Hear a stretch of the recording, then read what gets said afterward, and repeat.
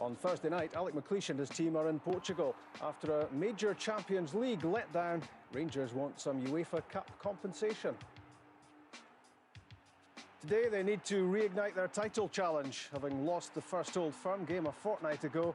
The Ibrox team have little margin for error, which makes a trip to Tynecastle this afternoon a potentially dangerous prospect for Rangers. Hearts have established themselves in the last couple of seasons as, out with the Old Firm, the best of the rest. Could they split the top two? Today's game will give us a clue. Hearts against Rangers is less than an hour away. Craig Levine's team was unbeaten till a visit to Fir Park a fortnight ago. They played poorly that day and lost 2-0, although they couldn't have done much about that from Phil O'Donnell. But can Hearts supporters keep their eyes on the ball with the off-field sideshow threatening to be more festival than fringe? EGM tomorrow, we're going to learn the truth about Murrayfield and Tynecastle. We're staying here. So, both teams hoping to take a step towards the group stages of the UEFA Cup. Both looking to bounce back from defeat in their last league game, both with 7 points out of a possible 12 so far. On SPL Live from Setanta Sports, the main event is Hearts against Rangers at Tynecastle. You'll also see extensive highlights of all the Saturday action as well. Here's the shape of the show. Can anything be done to keep Hearts at Tynecastle? We'll ask the chairman.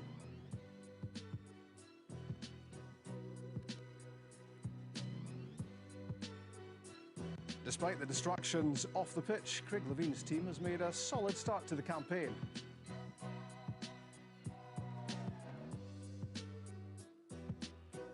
Rangers know there's no room for any more slip-ups, with 5 points gone already.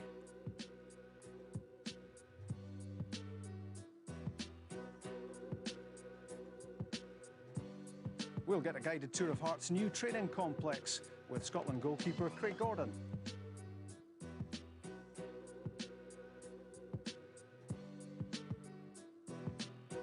The main event kicks off at 2 o'clock, live only on Setanta Sports. It's Hearts against Rangers.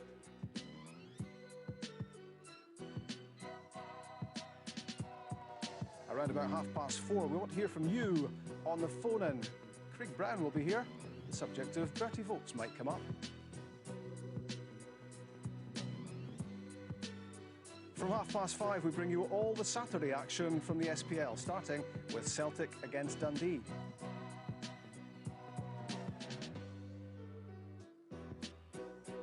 They were cramming in the Aberdeen fans at Tannadice yesterday as Jimmy Calderwood's team tried to protect their unbeaten record.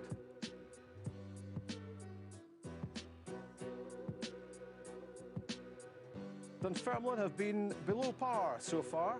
Against Motherwell, they were looking for their first win of the season.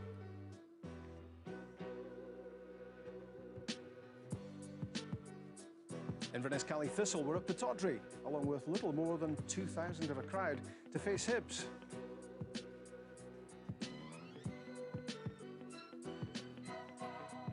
Kilmarnock have made a bright start to the season.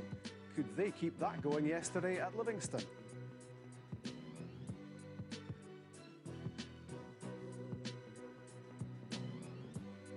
And later, if you missed it, or you just want to see it again, another chance to see a full rerun of today's live match at Tynecastle. But before we begin our build-up to the big match, let's find out some more about that phone-in. Here's Marcus.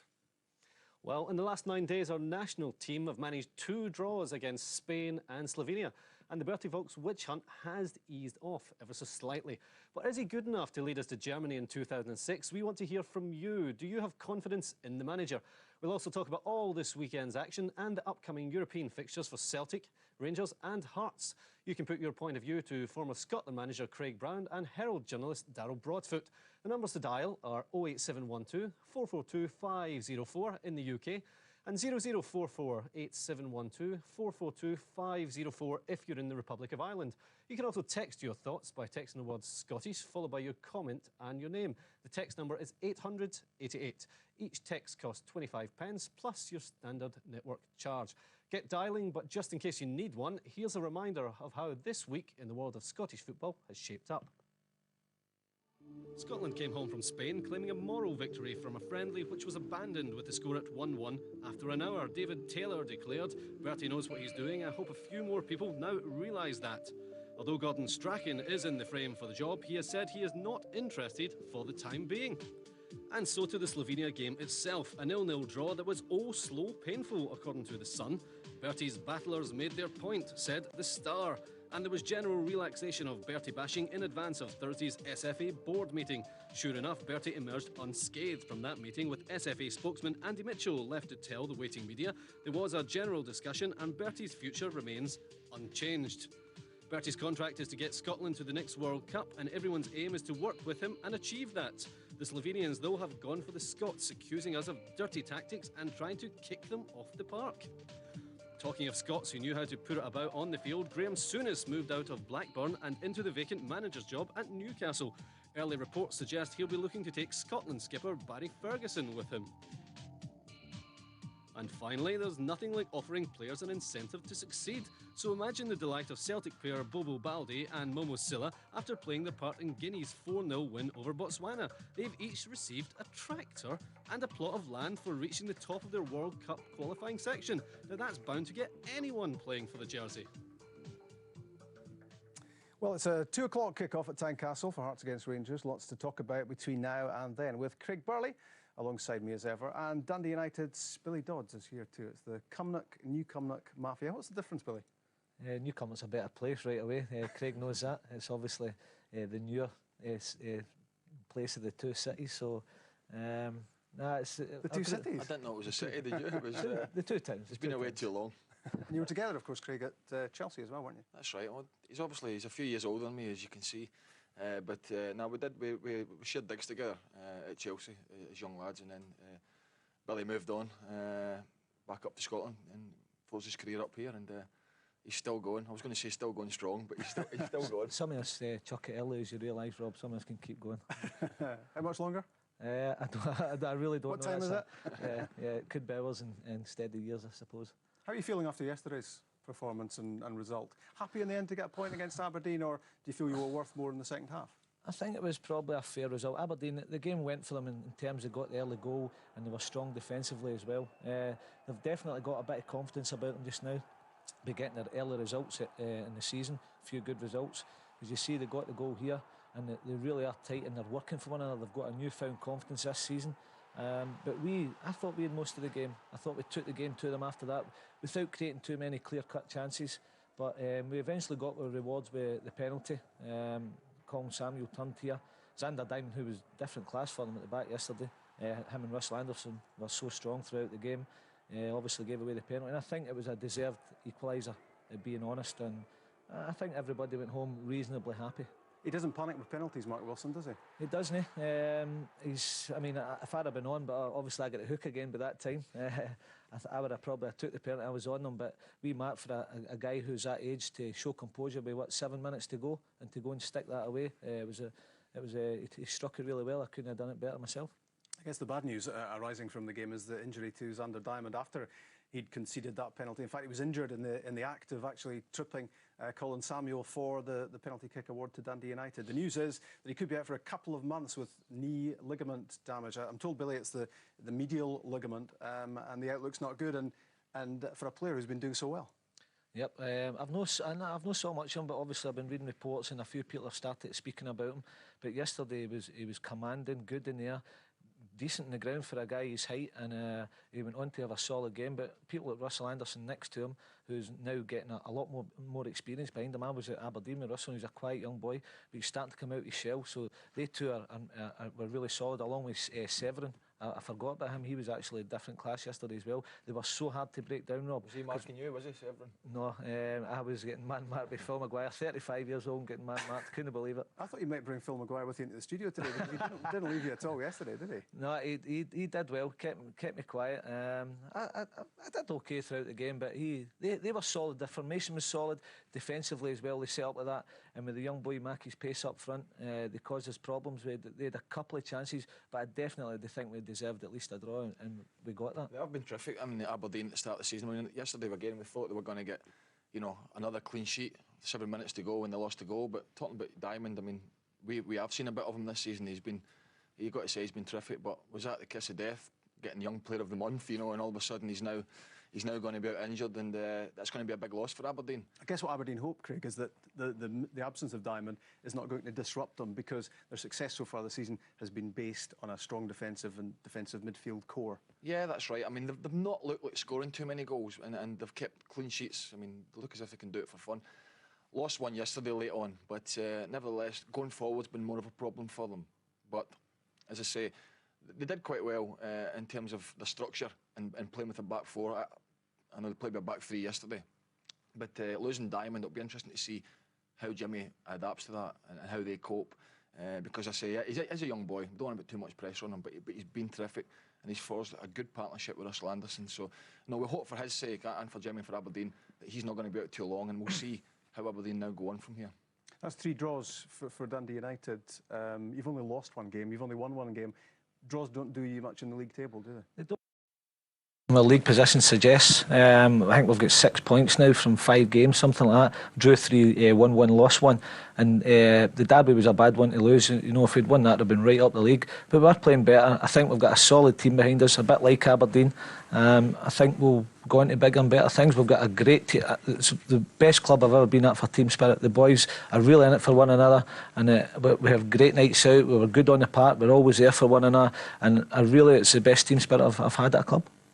The Diamond injury is one of a couple of injury stories which are cropping up in the Sunday newspapers today. The other one surrounds Chris Sutton's continued absence from the Celtic side. And Craig, I wonder what that would mean to Celtic Tuesday night against Barcelona if Sutton doesn't play. Well, I think it's going to be a big loss for them. I know Cameron scored yesterday, but I've not been convinced with him so far. And he's not played against anybody of the calibre at Barcelona. So if he has to play, it's a big test for him. But I think Sutton has proved in the 3 or 4 years he's been there, he's been fantastic.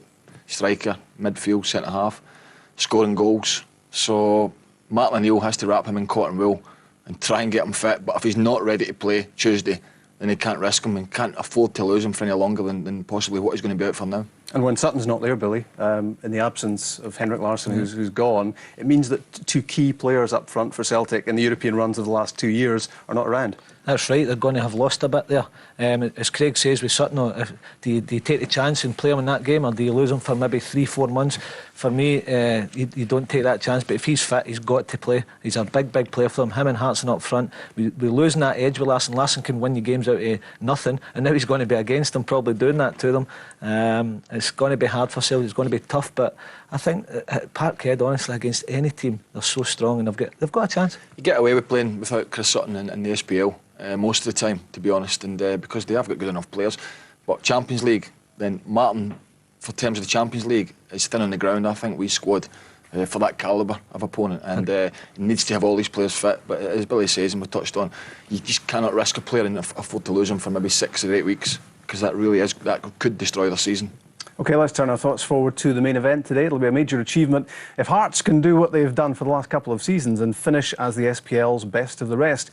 Increasing distractions threaten to affect the ability of players and management to focus fully on their on-field targets. The selling of Tynecastle is up for approval from shareholders tomorrow night, and the future of the club has more questions surrounding it than answers.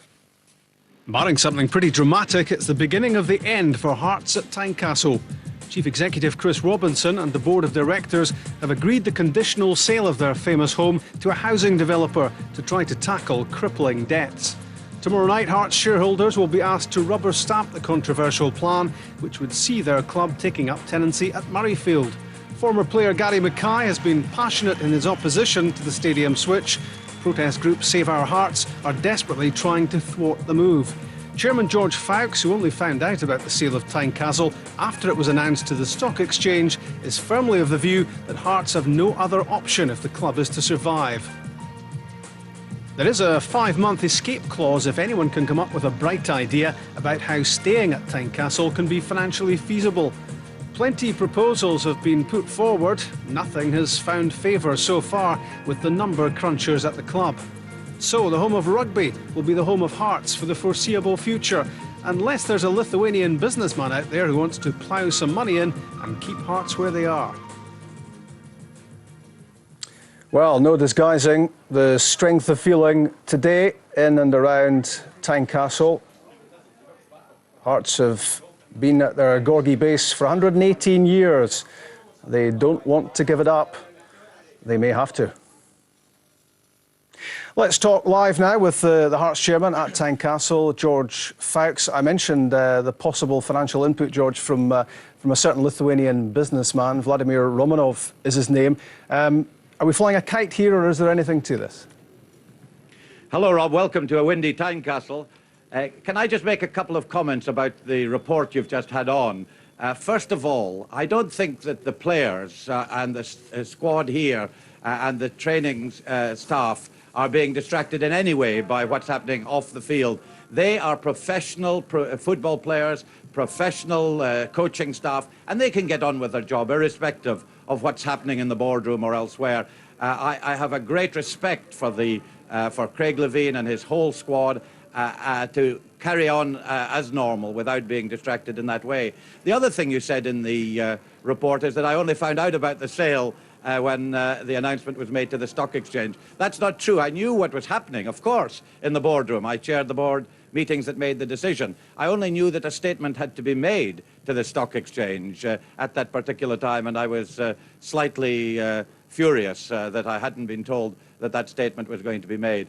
But as far as the main thrust of the report and of your question is concerned, it's absolutely clear that there are two important qualifications in relation to the decision to be made at the EGM tomorrow. One is that it is conditional, and that there are 5 months that if Hearts want to withdraw for any reason, if a bidder comes forward with a better suggestion for how we should move forward, or once someone takes over the shareholding of the club and wants to move in another direction, then we can withdraw from that deal right up to the 31st of January of next year, and I insisted that that clause should be included. The other thing is that we have a working party now, chaired by Lord Macaulay, which will report by the end of the year about the long-term home for Hearts. So they're looking at all the options that have been discussed in the past, Sighthill, Saughton, other sites for a long-term 21st century stadium for Heart of Midlothian Football Club.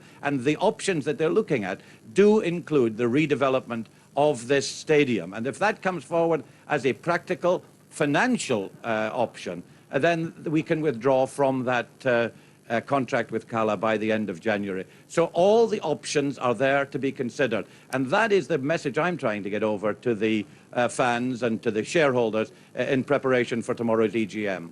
Well, I've got to say to you, George, well done for tapping into all your Westminster experience there and dancing around that opening question with amazing footwork, which might get under Strictly Come Dancing. But you eventually, Thank you, Rob. You eventually got there. We knew you were coming to the point eventually. What about, on a serious note, George, the threats to directors and shareholders which have required police involvement recently? It's all getting a bit crazy when it gets to that stage.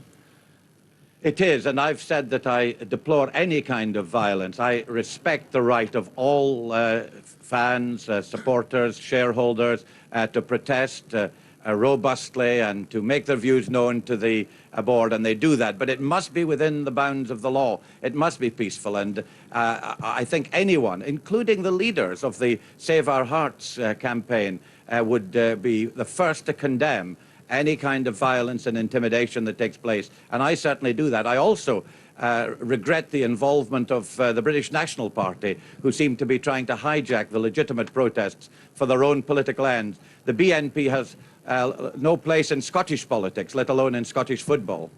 I don't know how closely, George, you've been through the Sunday newspapers today, but there are some quotes attributed to the former chairman, Wallace Mercer, this morning, asking the question, have Hearts looked closely enough at the possibility of redeveloping Tynecastle, incorporating office and business development to try to make it commercially viable?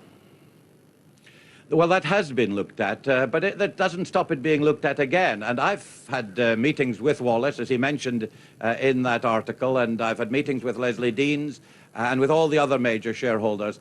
And any suggestion they have that they want to put forward for the redevelopment of this stadium can be considered right up to the end of January next year. But it must take account of two things. It take account of the financial realities of the club and also the UEFA requirements. And as you know, we're having to play our UEFA game on Thursday at Murrayfield because this pitch just isn't long enough. It's 98 metres and it should be 105 metres long. We can get derogation down to 100 metres, and clubs have got that. English clubs and other clubs have got that.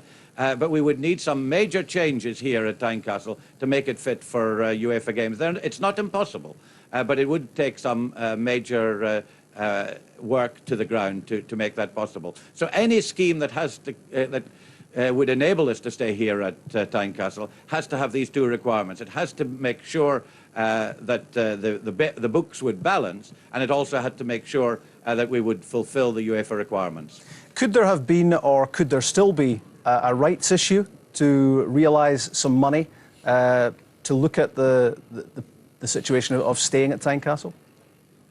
Well, that's something I also explored in my discussions with the shareholders and with the bank and with other people. The rights issue, a rights issue is a possibility, but you have to get the conditions right. You have to have it underwritten. You have to make sure that you can raise a great deal more than the cost of a rights issue. And the last rights issue that was undertaken here at Tynecastle some time ago only raised £500,000, and it cost about £250,000 to raise that. So it didn't really deal with the financial problem properly. So in order to have a rights issue, you have to be absolutely sure that you can raise a significant amount of money. But again, it is something that I have discussed with people, and I'm willing to continue to discuss with them. And as I say, the important thing, the crucial thing about the resolution that is going to the EGM tomorrow is that it is not the sale of Tynecastle. It is the conditional sale of Tynecastle. And the most important condition is that we can withdraw up until the 31st of January next year if a better proposal comes forward. Not a better development proposal for housing, because we've looked at those, but a better proposal as far as the club is concerned and the financial future of the club. Is the EGM tomorrow night effectively a rubber stamping exercise? A lot of the supporters seem to think that the directors have given in too easily and they haven't put up enough of a fight to stay in the home that you've had for 118 years. Well, I've looked at every option in the 5 months that I've been on the board, and I know my predecessors looked at various options as well. And I keep throwing out the challenge to people. I throw it out to people like Leslie Deans and Robert McGrail, who are major shareholders, who talk about coming up with a purchase and lease back option in which they would buy this stadium and lease it back to the club.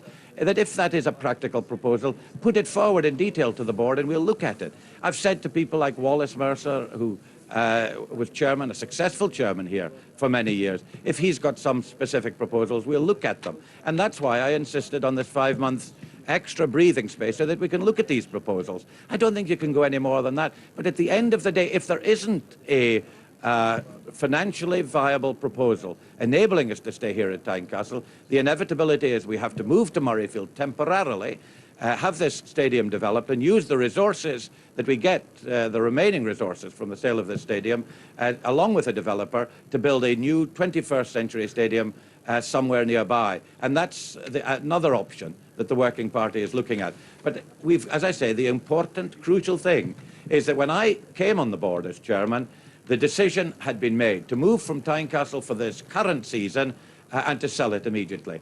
We've delayed the move to Murrayfield, and we're playing here, as you can see, as you're about to see a good match in a few minutes. We're playing here for another season, and the sale is now conditional, so that we have got this extra breathing space to try and find an alternative. That's what I pledged to the supporters that I would try and achieve, and I think I've achieved it, and I don't think we could have achieved any more. Ever thought about becoming an MP? Well, that's what I keep reminding all the supporters, all the shareholders, my fellow directors and everyone else, that I earn my living as Member of Parliament for Carrick, Cumnock and Doon Valley right up to the next election, and I've got to spend a lot of time doing that. And in some ways, I used to sit over there in the Wheatfield stand, a lovely seat, probably the best seat in the ground, and have none of the worries of being on the board. So I took on these extra responsibilities. I get no remuneration for it because I believe in the future of this club. I've supported it for years. I want it to survive as a challenge to the old firm, not just regularly the third club in Scotland, but the second and eventually the first club in Scotland. Now, we've got a long way to go, but that's my aim. That's the aim of everyone here at Tynecastle. And I support that very, very strongly. But we've got a long way to go. We have to accept the financial realities. We have to start from where we are. I'd like to turn the clock back. I would have loved to have been appointed chairman 5 years ago and had a little easier time. But we have to accept the reality of where we are now. And I'll be able to give a little more time when I'm no longer MP for Carrick, Cumnock and Doon Valley. But meantime, I've got a lot of good constituents to look after, Rob, down in Ayrshire, as you know, where junior football, of course, is the most important football. Yep, that was pretty extensive. Thanks, George. And that Cumnock connection continues. Maybe all the off-field chat is starting to get to the players, despite what George said there, because Hearts were a big letdown last time out when they lost at Motherwell. That was their first defeat of the season, having drawn with Aberdeen and beaten Kilmarnock and Dundee.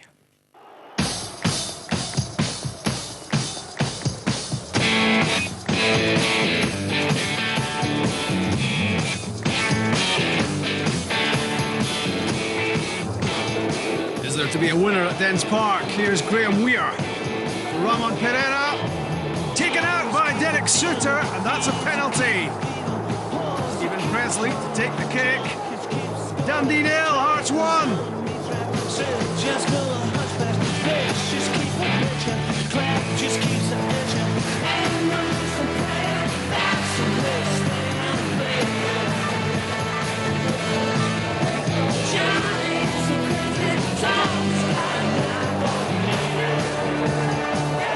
And from Tosh, great play by Pereira. And a brilliant save by Gordon from Adams.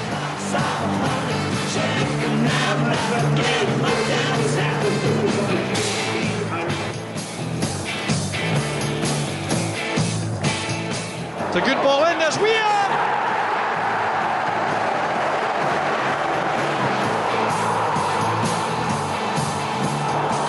Sliding in for Pereira! A wonderful headed goal again for Hearts. Now Nielsen. Clear penalty kick, no doubt about that.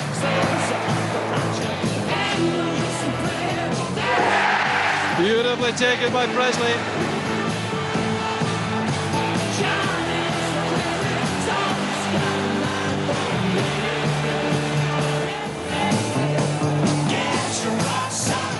In from Kevin McBride. Penalty kick.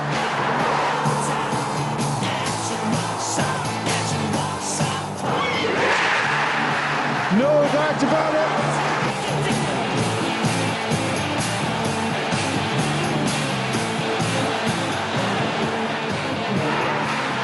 Phil O'Donnell has scored an absolute cracker. Well, that's the story so far for Hearts this season. Today it's Rangers at home, and here's how they will line up. Mark de Vries is in for his first game of the season, his first start of the season, the top scorer for Hearts over the last couple of seasons. And Stephen Presley, the captain, is there, having missed the Scotland match in midweek because of back problems. He's fit and able to play. Graham Weir will partner Mark de Vries up front, because Ramon Pereira twisted an ankle in training yesterday and he's out. But Billy, you'll appreciate what Mark de Vries does for Hearts. Yep, big powerhouse up front, holds the ball up for them, lets people get up and support him. I think they really miss him when he doesn't play, as you probably saw.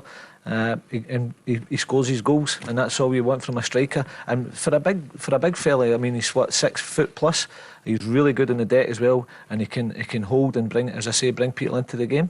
I guess the Hearts fans would be excited and interested to know, Craig, what the partnership of De Vries and Pereira might be, but they'll have to wait a little bit longer. Yeah, Pereira's injured and he's looked quite sharp at the start of the season, to be honest, and you know, De Vries has been injured as well, just coming back, so they've not had a chance to settle down as a partnership, but as the season progresses then they will do. And it's a big game for Hearts, as big as the game it is for Rangers as well. But Hearts coming off a bad result at Motherwell when Craig Levein obviously wasn't very happy. They have to win to keep their season going. Rangers have to win, obviously, playing on a Sunday. I read some comments from Alec McLeish this week saying, complaining about playing on a Sunday all the time, playing catch-up, but whether you play on a Saturday or Sunday, it doesn't really matter. You've got to get the results, and this is a big game for them today. I think it'll be a real test for Rangers today at Tynecastle. I think it should be a good game. I'm just glad George Fuchs is not giving team talks. I don't think we'll get the kick-off started. And we joined the match midway through the second half. Yeah, I mean, there was no prompting there, was it? But he spoke well, but they've obviously got problems. But on the pitch, you know, it's a big game for Hearts to say. Craig Levein will be looking for a response to the disappointing result at Motherwell. OK, well, that's the Hearts line-up, and here is the Rangers team today. 3 changes from the side which lined up against Celtic in the Old Firm game a fortnight back. No Alec Ray, of course, he's injured. No Arveladze. And in for Rangers come Chris Burke, Maurice Ross, who might have been away to West Ham. That fell through. He's back in the scheme of things. And, of course, with Alan Hutton injured, Maurice Ross is back in the side. And Paolo Vanoli features as well. How does that team look to you, Craig? Well, it looks as if how it's looked to me all season. It's weak in the middle. No Alec Ray, no Bob Malcolm, no Stephen Hughes. Well, not big players for them, but central midfielders. He'll have to maybe move Rickson in there, who's not natural. Mandenovic, not impressed. Didn't impress me against Celtic, sorry. Lacking fitness, got to give him his chance, but I've not been impressed with what I've seen so far. So they're weak in the midfield. Vanoli has to come in as well. So I think Alec's got his problems, and he really has to get a result today. You would imagine Paolo Vanoli is some way short of an automatic pick, a first pick for Alec McLeish. Yeah, he's a solid player though. If you're at Rangers, there are no bad players there. Maybe nobody first choice, but he's a good, solid, reliable player. And I think he'll just sit. He doesn't get forward as well as Vignal, and I think he'll be giving the ball to Vignal all day and letting Vignal get forward because he can whip in across. And I think Vignal on the left and Burke on the right, that's what they want. They want to get Priso in the box more. A lot of people have been complaining about him playing on the left-hand side. There you are, they've got Burke back today, get Priso through the middle and try to get him score goals. Because I disagree with Craig a wee bit where they're saying... I'm not already. It's just a wee bit. We disagree quite a lot, but... I think it is a setback for Rangers having to play this on a Sunday. I think Celtic, the situation that both clubs are in, Celtic are winning all the time. They've been at the top of Scottish football for the last couple of years. They set the standard, and with Rangers playing catch-up all the time, well, I don't think that's... But Celtic, they'll have their fair share of Sunday games as well, so over the season it'll pan out evenly. But what I'm saying now, if Celtic are winning, if they're winning the league and they're on top of the league and they're 5 points clear, it heaps even more pressure on Rangers. So well, that's the pressure of playing at an Old Firm, so we'll agree to disagree on that. Sunday games are presumably only a setback when you're dropping points. Well, that's exactly what I'm saying. When Rangers are points behind and they have to win this game today, it's more pressure on them. They could be doing without that pressure because there's enough on them as it is. That's what I'm saying. Right, you two can sort that out later. Let's head back to Tynecastle and hear from the Hearts head coach, Craig Levein. Craig, the makings of a great game today. Yeah, these always are great games every time we play Rangers, whether it's here at Tynecastle or at Ibrox. There's usually goals, there's great entertainment, and there will be a terrific atmosphere today. So yeah, I think it'll be great for your viewers today. Things were going well up until the Motherwell game a couple of weeks ago. Yeah, we had a setback. You know, I don't want to detract from Motherwell's performance. They played very well on the day, but we just didn't perform, and you know, it's unlike us. We had too many of our normally reliable players who didn't perform at the level that we're used to. But those things happen in football, and we're determined to bounce back from that. I know we're talking about players' injury problems, but how are your injury problems? Well, the hand's recovering, but you know, you're always learning in this game, and I wouldn't do it again, that's for sure. It must be nice to have Mark de Vries back in the lineup today, and Presley as well. Yeah, it's good to have Mark back. We've certainly missed him. He's been our top goal scorer the last couple of years. Stephen Presley's our most experienced player, and you know, he missed Scotland game with a back injury. He's still a little bit stiff at the bottom of his back, but he's declared himself fit, and to have his presence in the team is always valuable. I expect you'd have loved to have seen Pereira and Mark de Vries up front together today. Yeah, well, it's sod's law. We've been waiting for Mark getting fit, and now that he's almost there, yesterday in training, Ramon kicked the ground, just a complete accident, and strained the ligaments in the front of his ankle. Unfortunately, I would have loved to have seen the two of them playing together today, but we just have to wait a little bit longer for that. There's all sorts of protests going on today. How do you think that's going to affect the players in the game? Well, we've managed to put those to the back of our minds while we've been playing here at Tynecastle, and hopefully we can do that again today. I think the size of the crowd and the banter between our supporters and the Rangers supporters should maybe sort of take away from any protests that are going on. But our job is to try and to provide as good a spectacle as we can on the field. Uncertainty surrounding Tynecastle, is it every game a bonus here now? But we just try to do our job, Scott. We just, we're playing here today and we're playing at Murrayfield on Thursday. Wherever we're playing, we just want to try and win, trying to play as best as we can and put on a spectacle for the fans. But no uncertainty over your future? No, well, there's enough things happening at Tynecastle just now without me adding to that. I think we have to try and focus on the football today. Thanks, Craig. Okay, cheers, Scott. Oh, he just slipped that one in at the end, didn't he, Scott Booth? Two massive matches inside 5 days for Rangers on Thursday night there on the island of Madeira to face Maritimo in the first leg of their UEFA Cup first round tie, looking to take a step towards clinching a place in the group stages of that competition. So important for Rangers' prestige, so important for Rangers' finances. You can watch it on Setanta, pay-per-view 1. On Thursday night, and there's what you do. Sky residential customers, press select on your remote control or call 08708 500 005. NTL and Telewest customers, press TV on demand on your remote control. Commercial customers, call 0207 930 8926. Don't miss Maritimo against Rangers on Thursday night. And don't miss Hearts against Rangers this afternoon. Another crucial match for the title challengers. 8 points behind Celtic at the moment, looking to close it back to 5 today. And kick-off at Tynecastle just over 20 minutes away. A couple of weeks ago, we gave you the chance to win tickets, VIP tickets, for the next Old Firm game. That's on November 20 at Ibrox.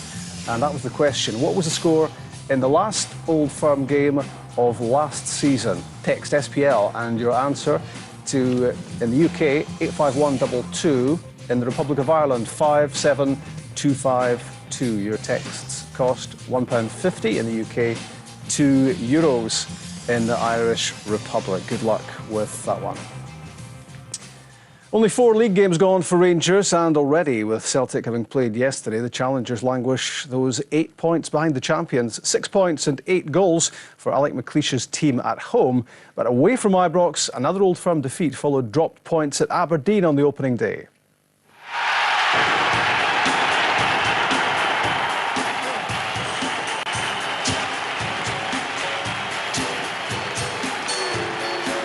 Chance over the top, it goes for Lovenkrantz.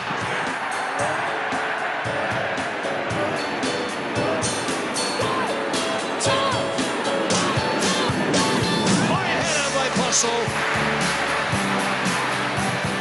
Puts into Lovenkrantz. What a let off for Aberdeen. Comes to Lovenkrantz.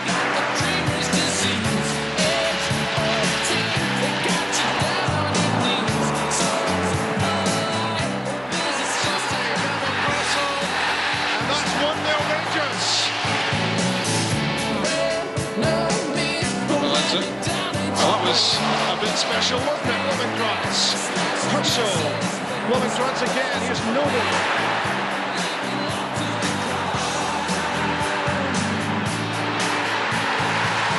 Stephen Hughes scores goal number 2.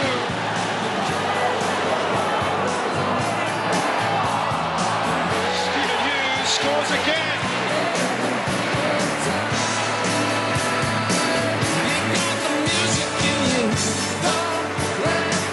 Picks it up, looking for the little chip inside it must be. Yes, Alvarati. What's a win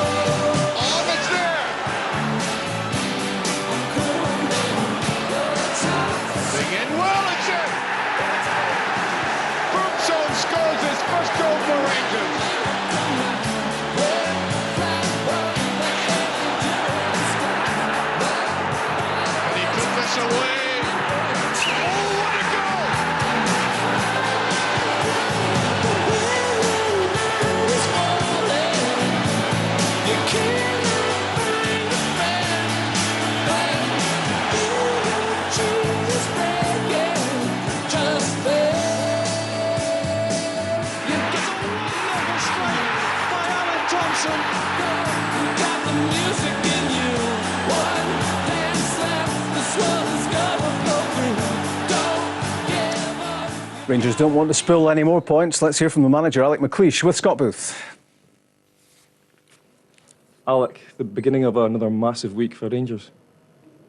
Yeah, it is, but one game at a time, we have to try and come here and take 3 points today. We're positive about our approach, and I'd like to think that Rangers can be successful today, taking us into a European game. I mean, you've got a fairly decent record here in recent times. Yeah, Hearts are always a tough nut to crack, and I think we have realised that they are one of the top teams, and as a result of that, we've always seemed to up our game a wee bit, and knowing that they'll come at us in the early stages, and sometimes they haven't had the breaks, but in other times we've played exceptionally well here, and I would look for more of the same today. It just seems like every game now is massive for the club and has more than normal amount of pressure on it. Well, we look at the positives. We try not to surround ourselves with the negativity that it does occur when results are not quite going your way. We lost 2 difficult games last month, which let's be honest, could have went that way anyway. No guarantees, but we're in a position where we can kick off our season here today and still make it a fantastic season. Absolutely, everybody's optimistic at Rangers. With the Sunday games, is that giving more pressure for you? Is that something that you'd rather do without? No, I don't think we've got to look at that. Again, that's putting a negative in people's heads. We have to try and turn it into an opportunity, and if we can get the results and starting today and the Sunday, then sometimes the way that the results can go, it starts to turn in your favour. So we've got to look at it from that perspective. I mean, it is a real chance to go second in the league, isn't it? Yeah, we would like ultimately to be top of the league, and that's the goal. Long way to go, and as I said, today is the start of a quite intense month, and they don't come much harder than Hearts at Tynecastle, but we'll be out here today to get the 3 points. Must be nice to get Chris Burke back involved in the game again. Yeah, Chris, it's amazing the strides that the wee fella has taken. I never envisaged that he'd play so much in the first team, but it's a measure of his maturity, it's a measure of his ability, of course. Possibly down to a lack of real depth in the squad as well, that we're being asked to play Burkie in as many games. And if we do play him in a lot of games, or too many games, then there is always that added risk of injury, which just reminds the body we have to slow down a wee bit. So I'd still like to get cover in these areas, and Burkie has walked right back into the team literally because of his performances. Alex, thanks very much. Thank you. Well, Sunday wouldn't be Sunday without a Jean-Alain Boumsong story in the papers. Today's one has him heading for Newcastle. The story goes that Graham Souness, the new manager, is going to come up with £5 million and prize him away, possibly during the January transfer window. Well, I suppose, Billy, you can see where that story is coming from, because there is an ongoing connection between Graham Souness and David Murray, and when Souness was at Blackburn, he took the likes of Tugai and Ferguson and Amoruso. Yeah, that's you saying that, Rob, but obviously it's just because he's a good player, and they obviously want to try and buy him, and it's carrying on, it's not going away, but it can't be done to January, as you say, so he's got to carry on his business for Rangers and perform at this level, and then we'll see what happens in January. But I mean, if they want to sell him, it's good business. They're going to make a few million quid out of him. Why not, if they feel as if that's good? But he's done well since he's come here. He's solid. Reminds me a bit of Bobo Baldi. Probably a bit more ability than the big man, but you can build your team around him. He's a stopper, and he's a commanding presence. We said it a couple of weeks ago, Craig. Rangers, if they're serious this season, surely can't sell him. I mean, if he does go in January, I mean, it certainly doesn't look good, but it certainly looks better than if he'd went in August, which would have been absolutely ridiculous. But nevertheless, he is a terrific player, and I think that they've needed him so far, and they will continue to need him.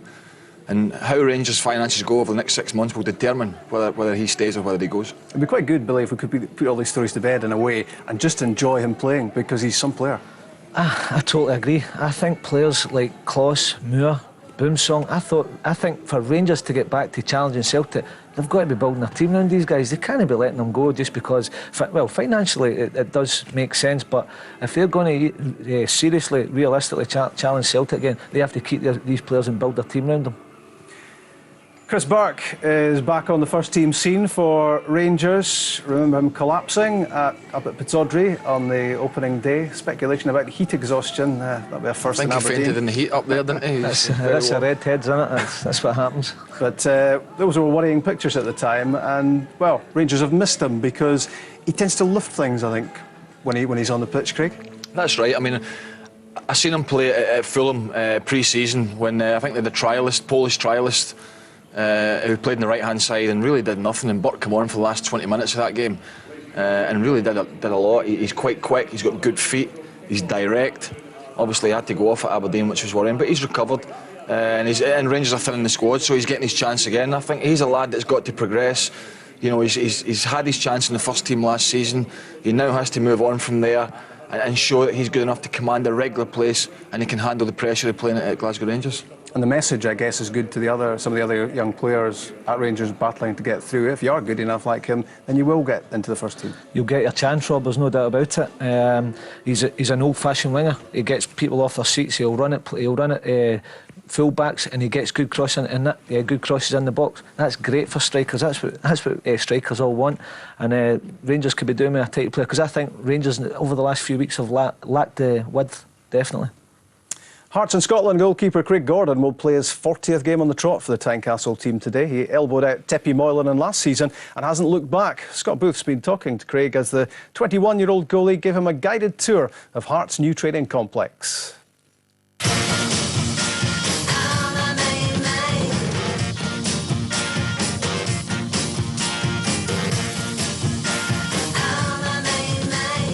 Craig, it's been a big week for you.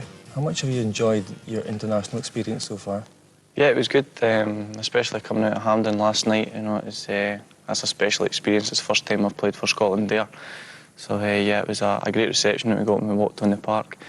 Obviously in Spain that was different in a away game. There probably wasn't as much pressure really to get a result there as what there was in the Slovenia game. I think that helped actually the boys, and it was a really good performance. Not without one or two little hiccups. Talk us through the long shot. Did it move in the air? It looked like it did. It did a wee bit towards the end, but you know, I should have dealt with it in one touch. There's no any excuses there, but you know, I've made a decent reaction, managed to get back to it before it crossed the line. So I was hoping you weren't going to poke it into the net as you were going for it at the end there. That crossed my mind after it.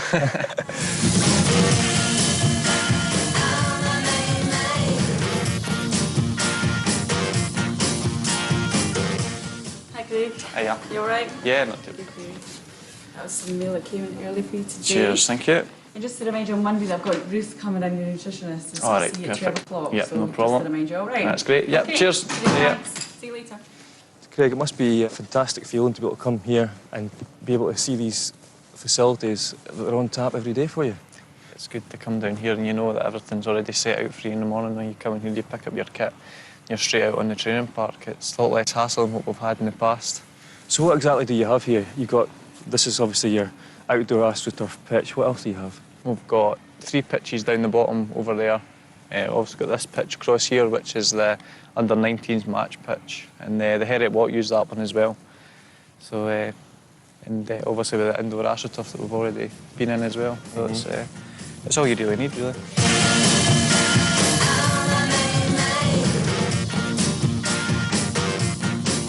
Craig, you've risen through the ranks here at Hearts very quickly. Are you surprised about that? Yeah, no, it's happened very quickly for me. 12 months ago I wasn't even in the team. So it's coming up for a year now that I've been playing first team football, and obviously I'm delighted at the way it's turned out, but I couldn't have expected it to happen so soon. I'm only 21 just now. I'll only be 24 when this contract runs out, so that's still very young for a goalkeeper. So, I'm delighted to have extended my stay here, and I just hope that we can go on from here as a team and hopefully get a trophy. I've been a Hearts supporter since a young boy, so it's loyalties lie here, and I'm just delighted to be playing in the first team and to be here at Hearts. How much did the influence of Craig Levein have on this? He's been very good with me. It would have been easy to play an experienced goalkeeper, but he's given me a chance, and I'm just delighted that I've managed to take it so far, and I'll just be working hard to continue my form. Has it been difficult because of the situation at the club? Has it affected the players in any way? No, I don't think it has. We've talked about it here within the dressing room and stuff, but And the players have decided that we're not going to say too much about it, and we're just going to concentrate on playing football, as the manager said. We'll just concentrate on the football side, and whatever happens out with that, then we have no control over. Rangers. It's going to be a tough game, but you know for sure it's going to be a nice atmosphere there as well. Yeah, it'll be a good game, and there's a lot at stake. Both teams on the same points early on in the season, so we'll be trying to get the 3 points and then hopefully get a wee gap above them. Also, we're coming off the back of a disappointing result away at Motherwell, so I think the players will be looking to put that right. Did the manager have a few things to say after that game, and you'll be hoping that there won't be a similar reaction for him, maybe with was it his left hand or his right hand? Yeah, I think it was his right hand. You won't be wanting him to do the same to his left hand then for this no, Rangers game? No, justifiably angry. It was a really poor performance from us, which, as you say, is unusual. So, it's, hopefully he'll be a bit better mood after this game the weekend. Hopefully you weren't adjusting your set during that, seeing shadows around Scott Booth's chin. That was actually an attempted goatee beard, which really didn't get very far. Craig Gordon is getting very far as the first-choice Hearts goalkeeper, Billy. And he's the sort of character, I think, who won't really have too many problems in his head at the moment, following his problems with Scotland in midweek, because for Hearts, he's solid. Yeah, he is. He's established himself firstly at Hearts as #1, and then he's taken it on further, and he's got the Scotland #1 now. Honestly, I was commentating the game on Wednesday night, and I was so glad that it never happened. Nothing bad happened for him, because at that age it could have wrecked a young boy's career. But he talks well. He's composed. He's a composed young lad, and I think he'll just get better and better now. A lot of similarities between him and David Marshall, Craig. Yeah, I mean, they're both big lads. They've both got good stature, so they can come and command the box. You can see here, getting up well under pressure. He talks well. Seems very level-headed, as does David Marshall, so it doesn't go to their head. He did make a couple of mistakes in midweek for Scotland, but that happens. Sometimes when you make a mistake, then you get punished for it. Luckily, he didn't. But he's a #1 at Hearts. David Marshall's a #1 at Celtic, so for Scotland, it's very good. For Hearts, it's excellent. And for Craig Gordon, great opportunity to further his career and keep playing at the highest level. And as I say, I like a goalkeeper who's tall, come and command his box, and he certainly is that. At one end of the pitch, Craig Gordon. At the other end of the pitch for Hearts today, and they're happy to have him back, Mark de Vries, the top scorer for the last couple of seasons, is back in. And I guess it was significant, Billy, that in his comeback match as a substitute last weekend in the Festival Cup, he took only 10 seconds to score. Yep, it shows you what they've been missing. Not just his presence, they've missed his goals. I mean, if somebody can go out and get you 15, 20 goals a season, that's what you want from a striker.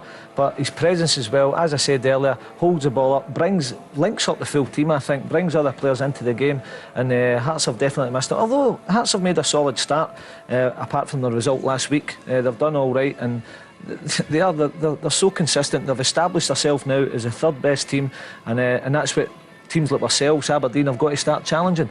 But they'll feel as if they've definitely got a chance against Rangers today, especially at their home ground. I think teams are starting to get that feeling against Rangers. Maybe not so much Celtic, maybe in your home ground, but against Rangers you just feel as if we could get something today.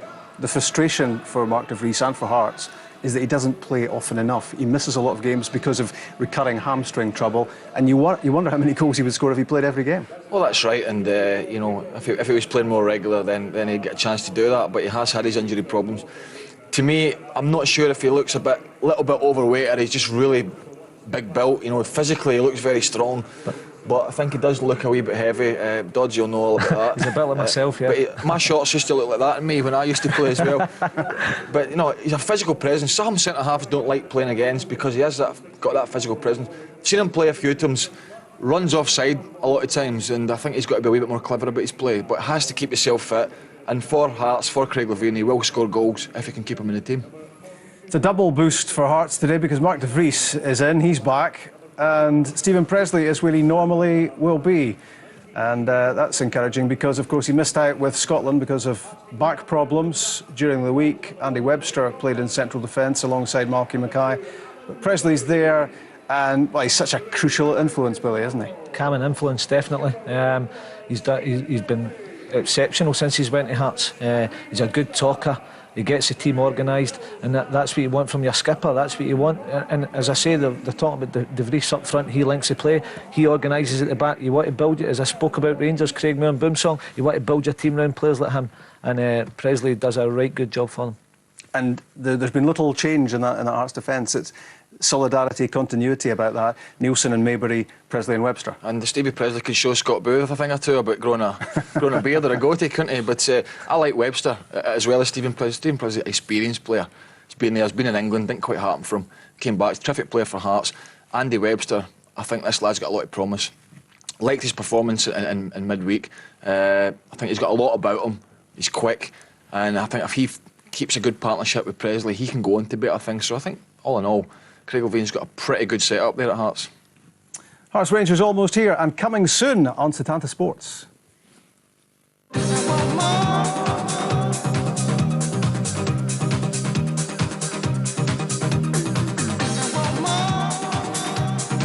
out with no fights, parties with no lights, bare legs, no tights, love at first sight.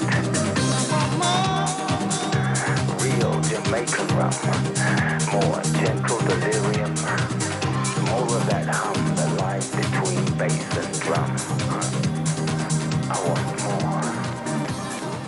more. As for now, live and exclusive on Setanta Sports, it's Hearts against Rangers with Mark Haitley and Jock Brown. And a great atmosphere, I can tell you, here at Tynecastle. It's a great venue for a match, and I can understand why these supporters are so unhappy about losing the opportunity. So let's go straight into the teams here. Hearts manager Craig Levein makes just one change to the starting 11 in his 5th SPL match, and the training ground injury to Ramon Pereira means that Mark De Vries can make his return after his own injury problems. Stephen Presley, who missed the last 2 Scotland matches with a back injury, is fit to skipper the side. Yeah, good improvement. I think Craig Levein will be really pleased that Stephen Presley's come through his fitness test on Friday. No reaction on Saturday, and just fitting in alongside Webster there is his preferred pairing at the back. De Vries, a big player as well. Always been a big player against Rangers, and I think he's be delighted that he's made this today as well.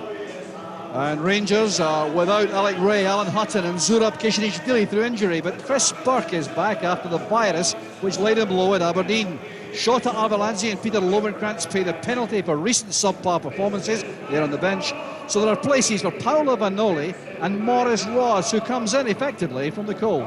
Yeah, I think it's a good reflection on Maurice Ross. He's been patient, his attitude's been good in training, listening to what Alex has had to say. And he's got his chance again to come back in there. But I think the big one for me is definitely Chris Burke. He gives you the spark, pushing, and also got Rick Rickson on the inside of him. So he's got that added bonus of having somebody that can cover him if he gets forward or wants to go across the midfield role. So there's Stephen Presley ready to lead out Hearts, and Craig Gordon, his international teammate, behind him.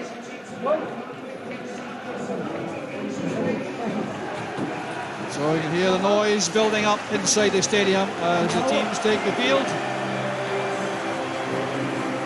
And Hearts have found this a very difficult fixture in recent times, the last 11 matches. 9 defeats and 2 draws. They haven't beaten Rangers here since 1998. Big task ahead then, Mark. Absolutely. I think it's always a difficult psychology of a team that hasn't got a result in such a long time. Or on the other hand, for Rangers, it's always psychologically a plus to come to a place that I always used to enjoy playing here. The atmosphere, as you just said, Jock, is always very, very good. But I think a key player for Hearts today, especially up against the big two of Boomsong and Moore, will be the wee man Weir up front. He's very sharp, very nippy, can get in and around the feet of the big guys, and has good movement. So Graham Weir, a live wire up front. Stephen Presley, a very important player for Hearts. The organiser at the back, the man who steadies the ship, generally speaking, with the defending. Rangers too, though, have some interesting performance this afternoon.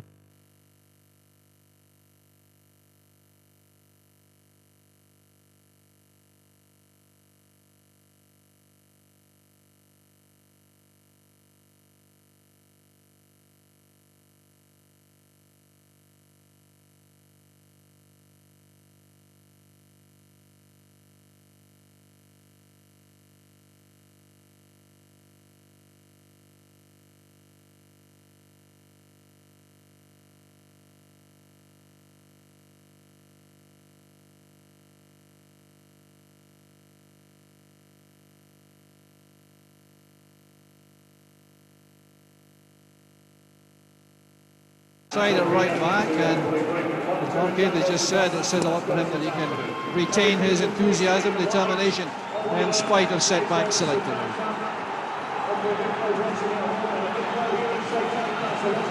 So the referee, Dougie MacDonald, ready to get us underway in glorious sunshine here in Edinburgh.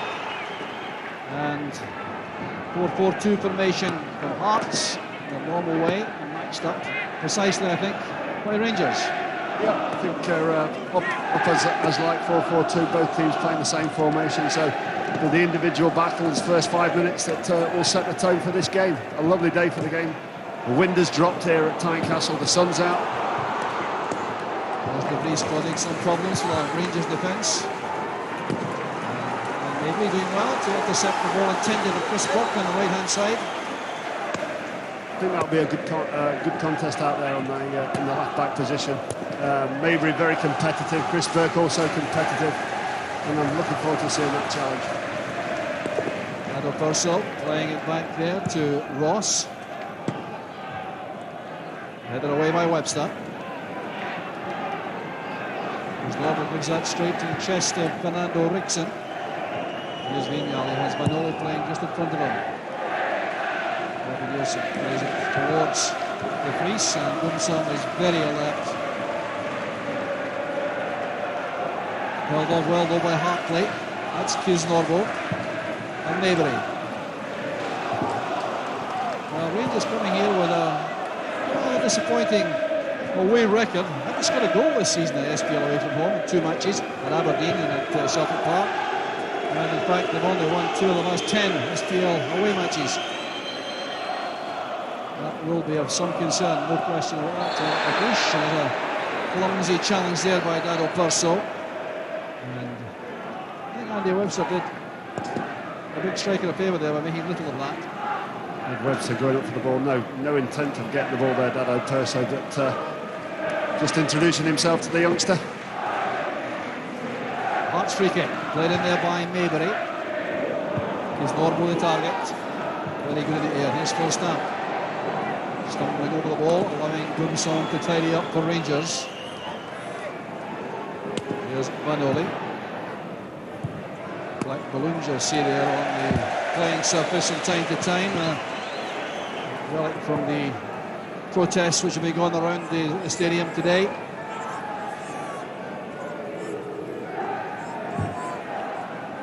Well, taken by Nielsen. The Priest has given some time and space there, and he's used it well, but the pass is cut off. So here's Ross, trying very hard on to make an impression, to persuade him that she is worthy of a regular starting spot. Here's Norbo's pass. Interception made there by Burke from Maybury. The shape casual there, Chris Burke. Yep, I think it's just a little bit of rustiness there, not playing for a while. Good run there from Nacho Novo, getting himself behind the Hearts back four, but just a lack of vision there from Chris Burke. Long ball from Vignal. Webster wins it comfortably.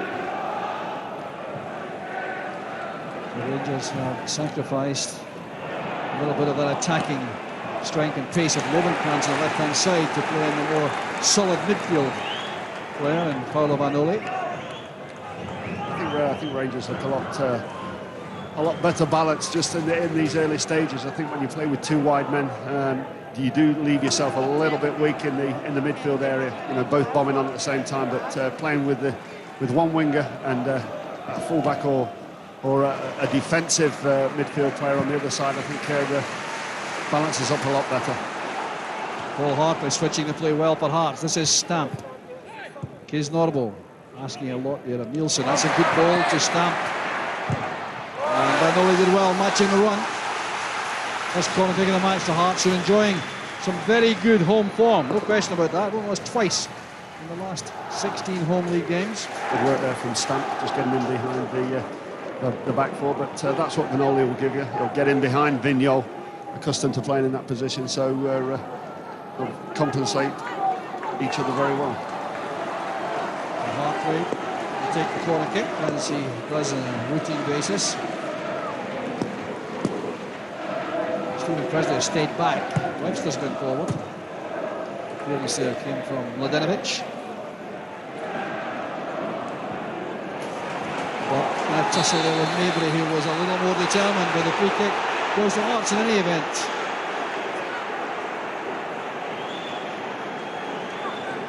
Poor referee in there.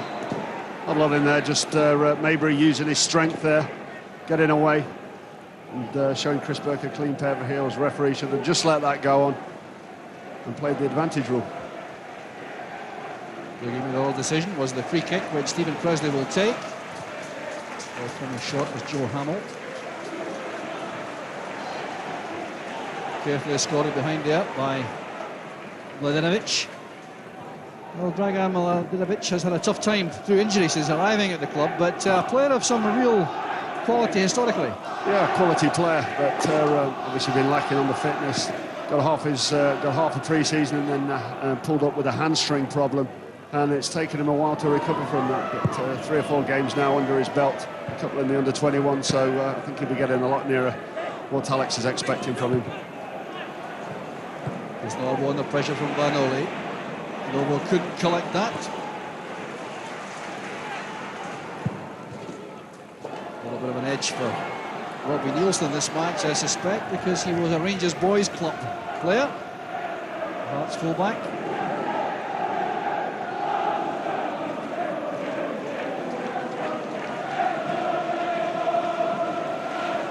Little conversation on there between Bumsong and Weir, and referee McDonald is acting as arbiter.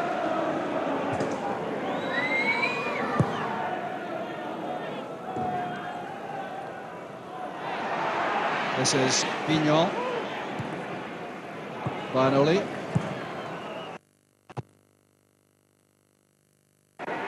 Norbo does well in the air, but it's Vanoli again, and it's still neither side able to settle in the middle. If you look how congested it is in there, there's just no room at all to develop some passing movements. Usual hectic start to an SPL match. There's Craig Moore with a pass back. Has to be quick again. Not even strong with that.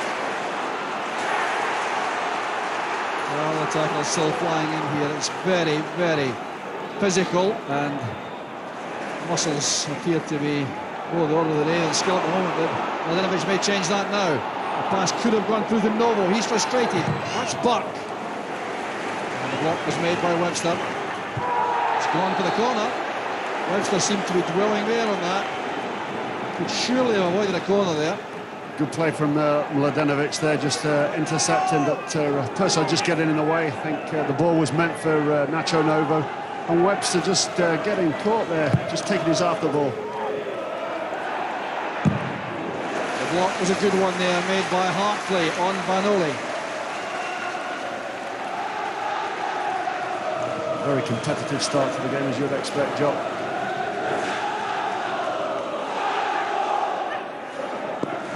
Purcell comes across the flank and does so willingly. He's followed by Presley. It's an awkward landing.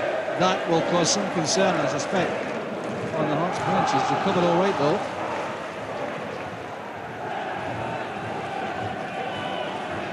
Every time that Stephen Presley goes crashing to the ground, regarding the back problem, I think Craig Levein will be wincing.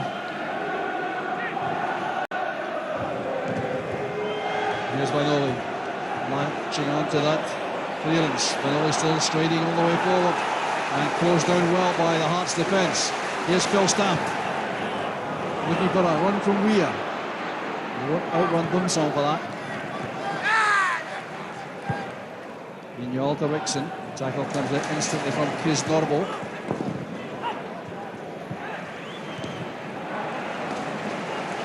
Throw to Hearts.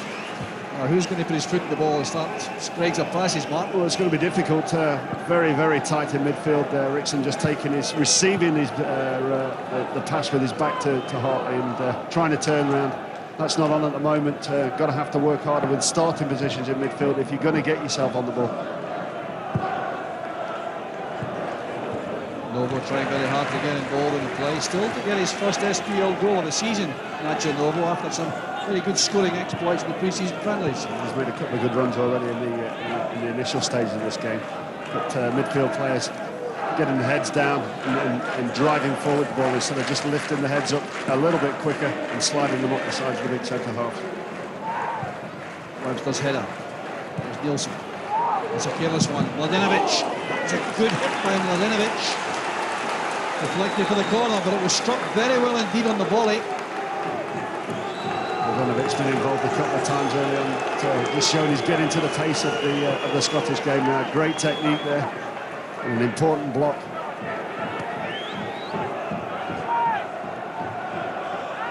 So Chris Burke will take this corner for Rangers.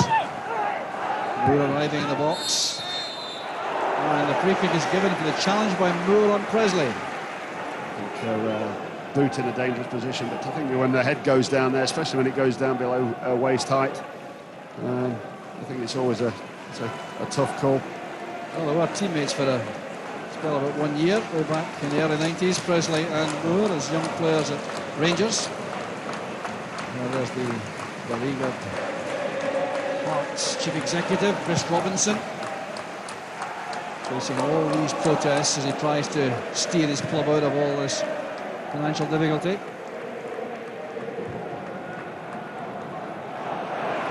Turned back by Ross, and Moore has to help out there with De Vries threatening. A slap pass there from Maurice Ross, but good work from Craig Moore, but also good work from De Vries. Showed his enthusiasm.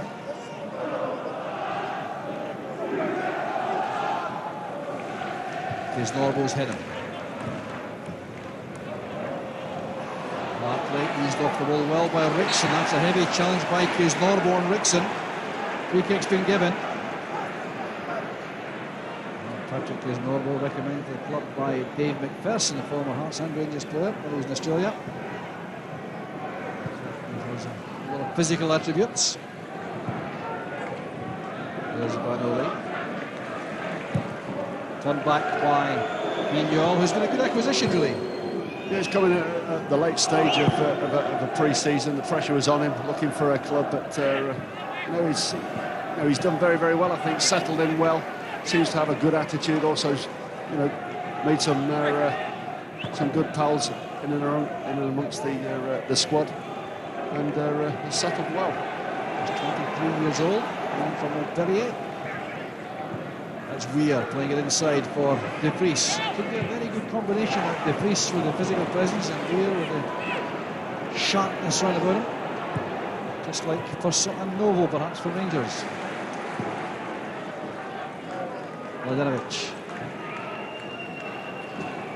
Now Rickson. The marking is very tight indeed. Good layoff though by Purcell. That's Manoli and his good left foot. Good block by Gordon, but the help was required from Webster. Here's De Vries trying to get away from Wallace Ross. He's held up. Well, surely that was a free kick. That's incredible. Mark De Vries certainly thought it should have been. And I think that's why a foul was committed by Keys Norbo. Another mistake there at the heart of the Rangers' defence. Maurice Ross just doing enough there, but muscling his way, if you could say that, muscling Big De Vries out, and Paolo Vanola at the other end, bringing out a straightforward save from the young goalkeeper. I couldn't quite understand that decision. I must confess the lack of a free kick for De Vries and Ross, but perhaps the referee concerned about further implications, which might have been appropriate had he deemed it to be a foul. As Ross was argued by the last defender. There's Butt for the cross, a good one. Well taken by Craig Gordon. Super ball in there. That's where the central strikers must be doing more to get themselves across defences, get themselves in there. It was actually Paolo Vanoli, a wide left midfield player, getting in there. Here's Joe Hamill. Very skillful on the left-hand side. Back it comes to Maybury. Another away by Moore. This is Nielsen. Very heavy touch on the ball, giving Stamp no chance at all.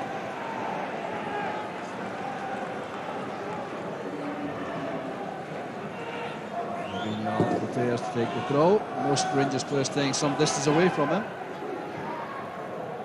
Alec Ray there in the middle of the picture. Very upset, I'm sure, to be watching rather than playing. Injury keeping him out of this.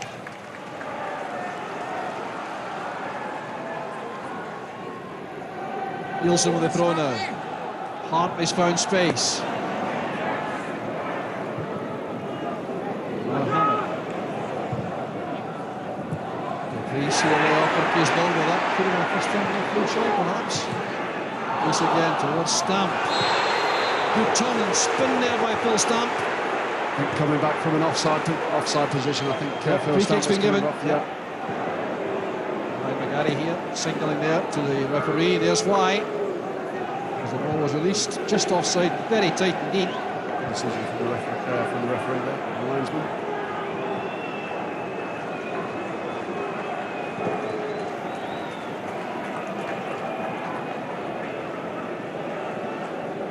So plenty of individual battles going on now. Kees Norbo's always the player who's positioned by Hearts where they think goal kicks from both sides will end up, because they like his prowess in the air. You'll see that when Craig Gordon takes a goal kick, where he positions himself. Turned back there by Presley, very safely and securely. I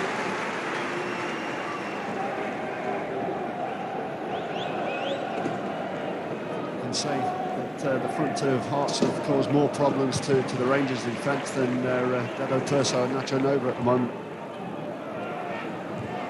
Question of the last though about supply. Here's De Vries with a great chance. It's a brilliant block by Klos. Speak of the devil there, De Vries just popping up and proving that point.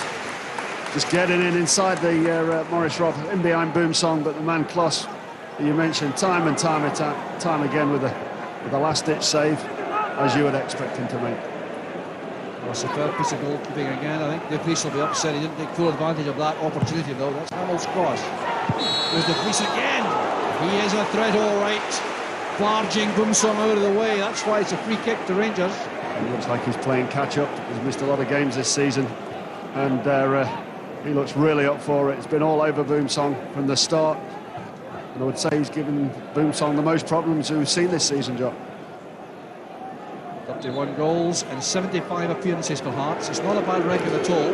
It's short of 1 and 2, but it's not bad here. Referee removing a beach ball from down below us. Positive over the stand wall. That's the delay. Now watch this. The Hearts player to attack this goal kick is likely to be Kees Norbo. Wait till we see if it's in his area. Well, he was beaten to that by Presley, but he was right there, Kees Norbo. That's Stamp playing it inside for De Vries. That's for Weir. Good play by Weir. He's taken down by Moore. Referee McDonald says nothing was amiss. The Hearts fans are incensed about that. Well, was this a foul? There's a good knock-off from De Vries there, but a little 50-50 there, I think, Craig. Yeah, I think it was just hit each player on the shoulder there. Well, I thought it was a clear foul, I must say. I think Moore knew exactly what he was doing there. It's called good defending. Yeah, well, it was effective defending, no question about that. But referee Doug McDonald was happy that all was well. I think if he saw that again, he may ask the question. Yeah.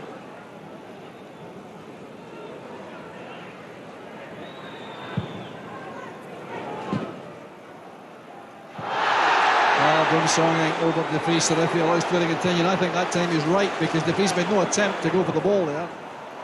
Just too high for Hartley. It's back for Kees Norbo, who's beaten the tackle by Mladenovic. Vanoli got a touch there ahead of Presley, then took a bang on the left ankle. And Presley going over to commiserate is not welcomed by Vanoli. Vanoli just got to the ball slightly before Stephen Presley there, but I don't think there was anything in it really. Just clipping the ball around and just catching him on the top of the foot there. It's one of those tackles that Stephen had to go in and make. Did you appreciate an apology after someone kicked you? Not really. I think it's the wind up with the finger in your face when you're lying on the floor and you've got a sore toe that annoys you more than anything. Yes. Maurice Ross will take this throw for Rangers. Space found by Mladenovic.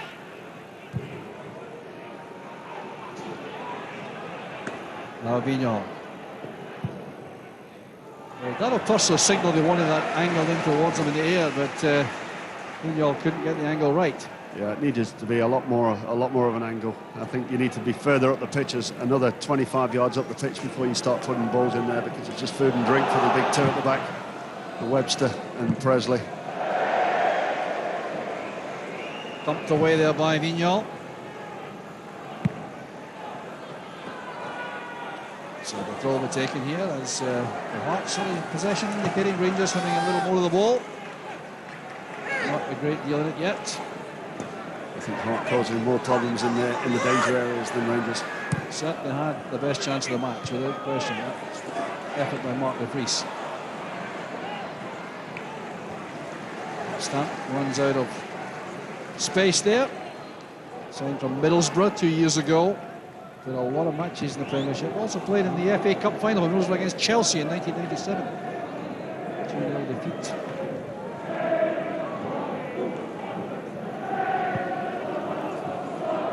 That's Boumsong. And now Rexon. Under pressure. Hamill. Kept in by Bart. Ross provides the option ahead. Good running by Ross. Lefty steps in to help Mabry.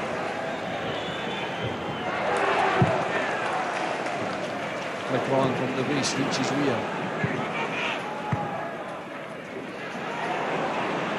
Noble's had a quiet start to the match, but he'll be keen to get involved here.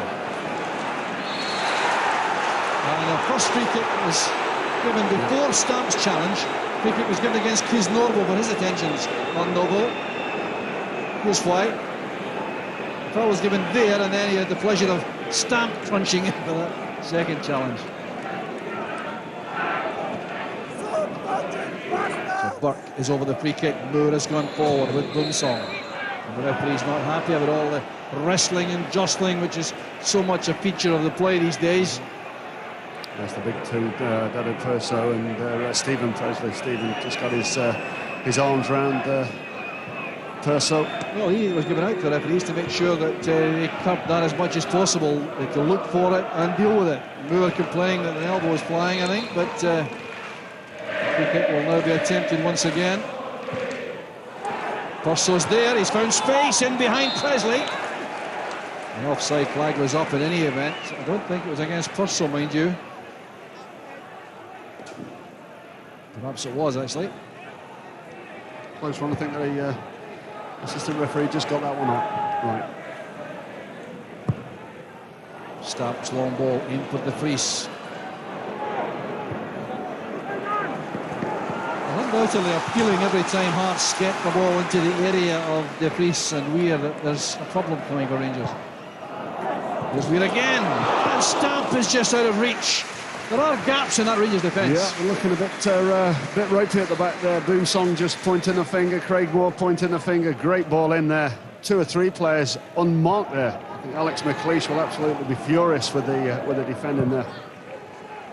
There's a couple of times that the ball's been knocked in there and Rangers have been left wanting. A strong play by Nielsen.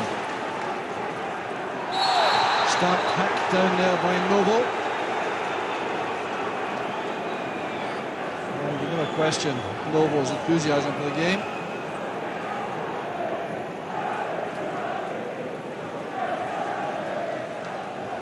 Ten fouls in the opening quarter of the match.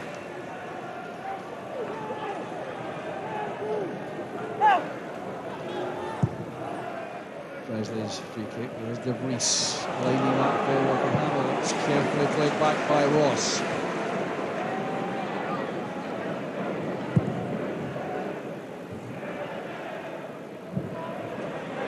Webster's got a decision to take here, and he's kept the ball in play. I wonder whether he went just go for touch. Safer.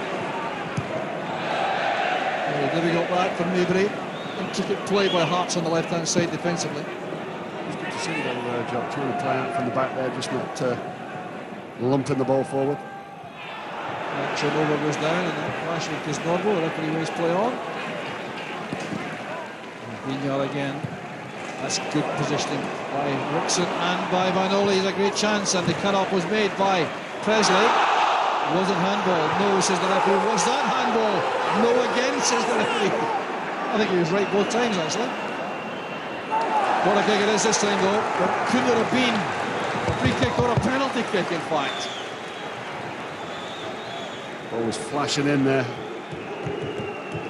So, not a penalty that for me, just Stephen Presley's arms by his side, just striking him on the elbow there. That's well taken by Gordon. Now, that's good goalkeeping under severe pressure. That's what you look for your goalkeeper. I mean, he's a big lad. You say he's inexperienced, but 40th game on the trot coming. And that takes a load of pressure off defenders when you see your goalkeeper doing that.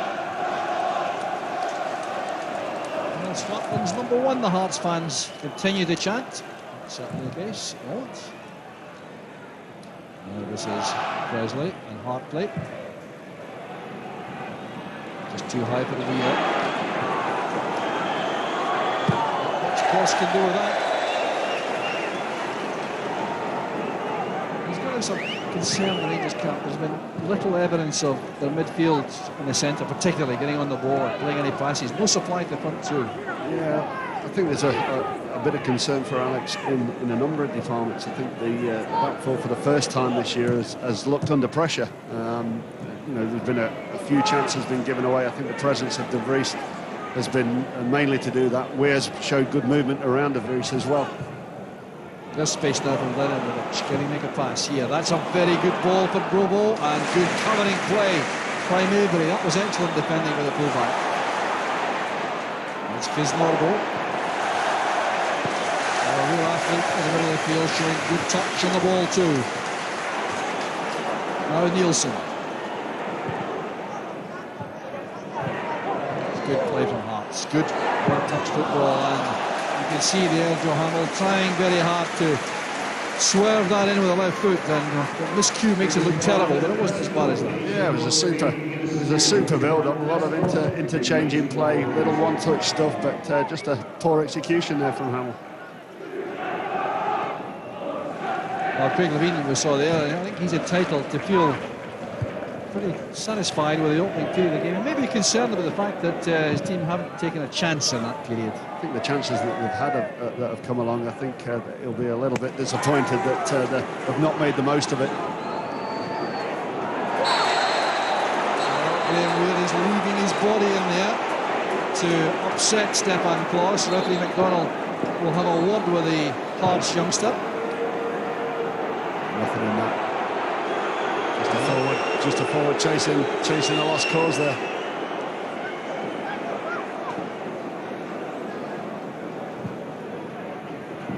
Now that kind of long ball really is hopeful rather than resigned, isn't it? Yeah, from them sort of angles, deep straight balls. That was, as I just said, so easy to defend against, especially for the likes of Webster and Presley. Need to get further up the pitch, Rangers. Well, the tackles are certainly being made. Hearts are very willing to match up physically, that's quite clear. Here's Vanoli. Oh, he's done well. He was surely fouled in the end, yes. He's not happy at all, the Italian. Did well there, Paolo Vanoli. Held the ball in, didn't panic. He just took it in between the two. And a little trip there from the Hearts player. Well, Phil Stark was the main culprit there with a bit of hacking at the back of Vanoli. So a two-man wall. As Chris Burke looks towards the tall men in the box. He sends it out, not too convincingly. Here's Ross trying to go outside Kisnorbo. Corner kick has been earned.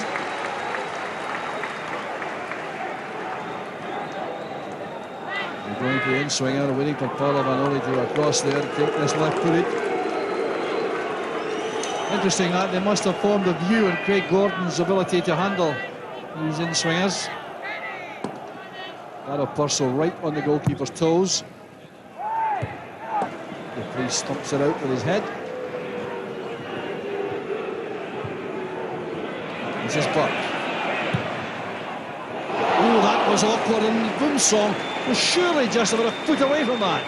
Yeah, it's a good ball in there from Youngberg. I think it was a cross-shot effort, but just a lack of enthusiasm there from the strikers there, just to try and play on that sort of mistake.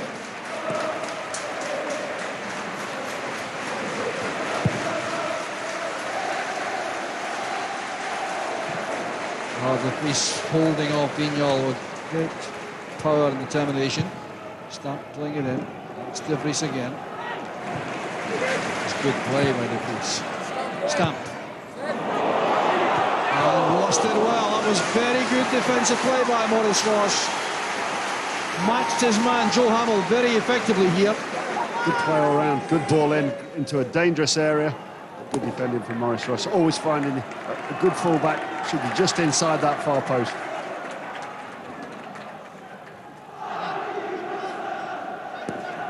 Paul Hartley with a corner kick. It's well won by Purcell.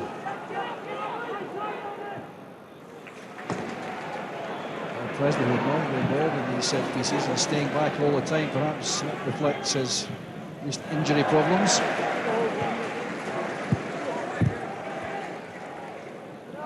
Stamp's touch lets him down. Oh, much better than that. Here's Rickson. Mladenovic. Fouled by Hamill.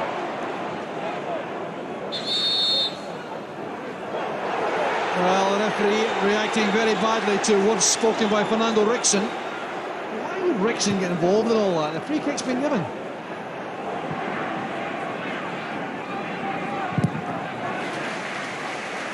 Ross well closed down by Graham Weir.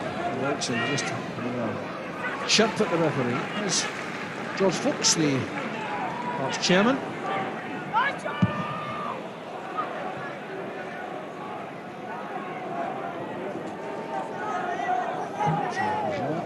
Boumsong. Constantly in the news most weekends about possible transfers. And the free kick is given as De Vries goes down.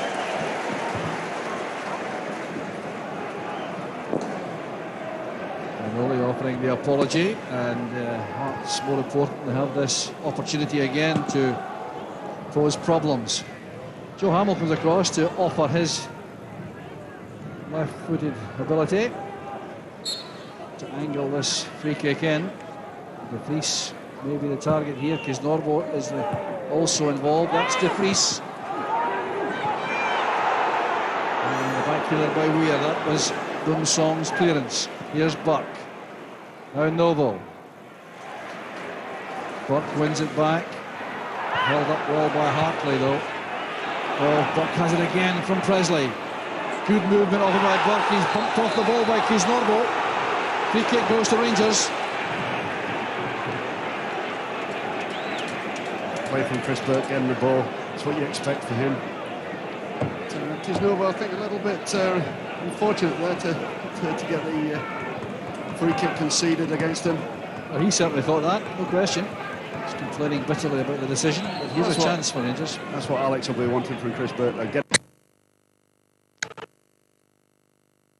The angle perhaps a bit difficult for a shot at goal, although Vanoli may be thinking about that, but Burke will take it.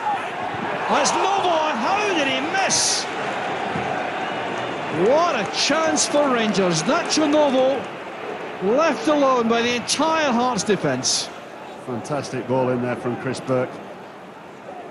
And a golden opportunity there, an absolute sitter.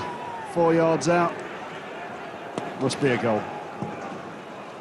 And the hands up for offside. It was against Dado Purcell. There may well have been offside against him, but not against Novo. No excuses there. That's Hartley. Back it goes to Webster. Meanwhile helps it back towards Kloss. That's a fascinating tussle, this. A match which is very much in the balance. Could go either way very quickly. The game could change with one goal here on either side. That's Burke. Ross playing it long. Novo trying to retrieve it, but he won't manage that against Webster. I think get the feeling, Mark, that Rangers even look a little bit tense. They look very nervous. I think the pressure of this game and the week that's coming up, it looks like it's weighing heavy on the shoulders. They're not free in the movement, very nervous. I know there's not a lot of space out there when you do get on the ball, but you'd be expecting a lot more at the moment. Hearts have definitely had the better of the play, better of the chances. Alavaroli. Novo, nowhere to go there, colliding with Kisnorbo. No offence committed by the Hearts player. That's Stamps ball across, angled towards De Vries, but Ross did well once again defensively.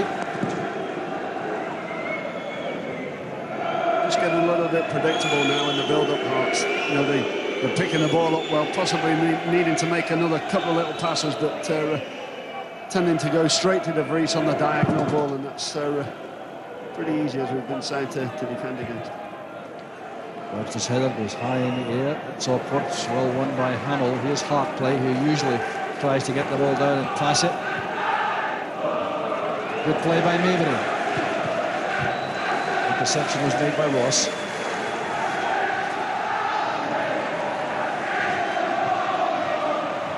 Here's Norbo in a bit of trouble here against Purcell, but withstands the pressure and keeps possession. Wilson's header on. This is Wrexham. Trying to miss out Novo and find Purcell. Novo might have been the better bet for that. Free kick is given against Wrexham. The attention's on Kisnorbo.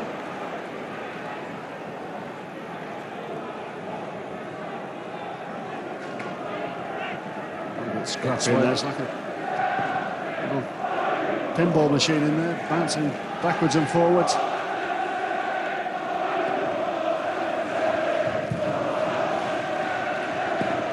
So the two teams just directly matched up here, especially in the middle of the field. Ball goes to Hearts, but Kisnorbo and Hartley in the centre of midfield for Hearts against Milinovic and Wrexham. Hartley so far cancelling each other out.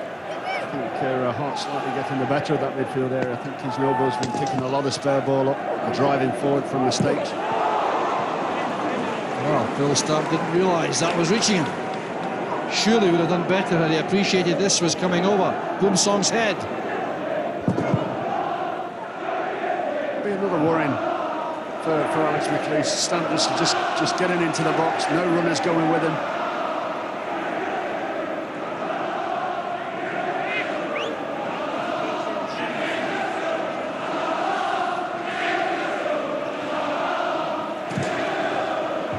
Webster.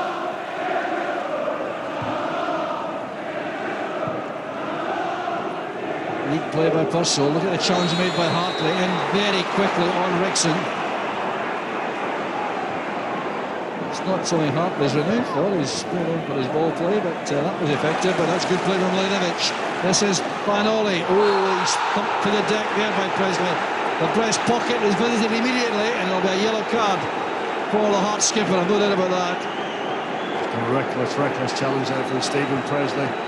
Great ball from Mladenovic into Vanoli, driving forward and just siding Vanoli down to the ground there. Well, there was no way of him past him, was there? That was poor defending. Dangerous area now for to Hearts to defend against.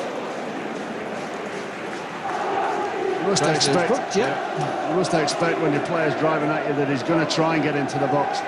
And you've just got to show him that way, and hopefully you can match him to the pace.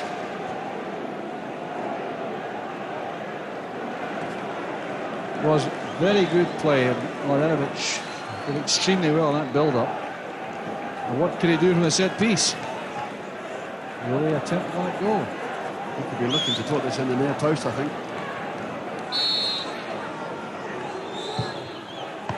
Oh, it's well taken by Gordon. With a good effort by the Serbian, but it was well taken by the Scotland keeper. Good technique, up and down. Gordon the match there. Just hanging onto it well and just dropping onto the ball.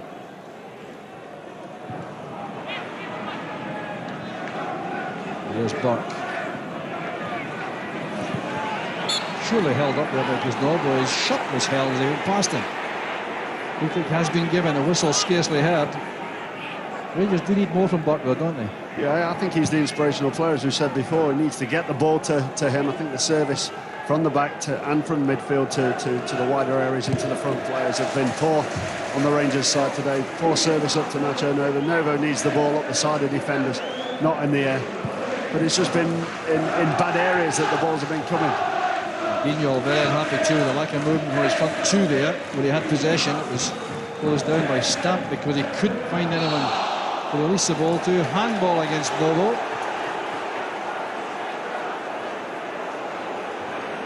Well, Nacho Novo has played against Hearts 8 times for Dundee, and he has scored only once. So he knows Presley and Webster quite well. Nacho Novo just getting a little bit frustrated now.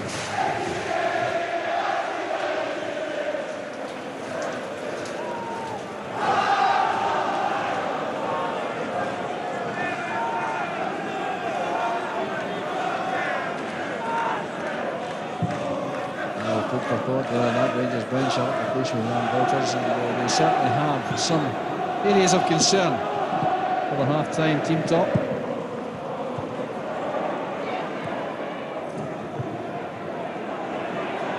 Torso wrestled to the ground by Stamp.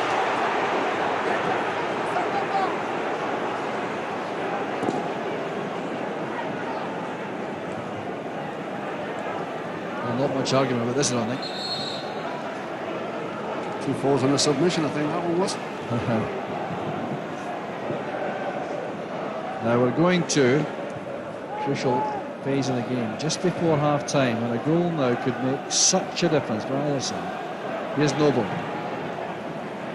Will that reach Burke? Not with Mabry anything to do with it. He's a very alert, aggressive fullback, former Leeds United man. Burke's in behind him though. Still couldn't deliver. So the possession with Boris Ross. And here's Bumsong charging forward. Clumsy touch by Purcell. He's going to retrieve it himself. Well, Daryl Purcell's had a frustrating first half for Rangers, no doubt about that. He's had very few opportunities in front of goal. He's worked hard enough as ever. He's mostly backtracking. Yeah, I was just going to say he's having to work hard in the wrong areas. Rangers would want him to work hard within the width of the penalty box and in the penalty box. But he's having to do a lot of chasing back, as is Nacho Novo. Such is the strength, I think, of the Hearts midfield. I think the Hearts midfield have dictated the game pretty well at the moment. Well, Vignal's always making himself available on this near touch line to take possession. But the linesman wasn't happy that the ball was stationary and inside the 6-yard box. So it's Brian McGarry with that call for the referee, and just results the hold up in the proceedings. That's really all. Stamp's header on. That's Deprice. Eased off the ball by Bumsong.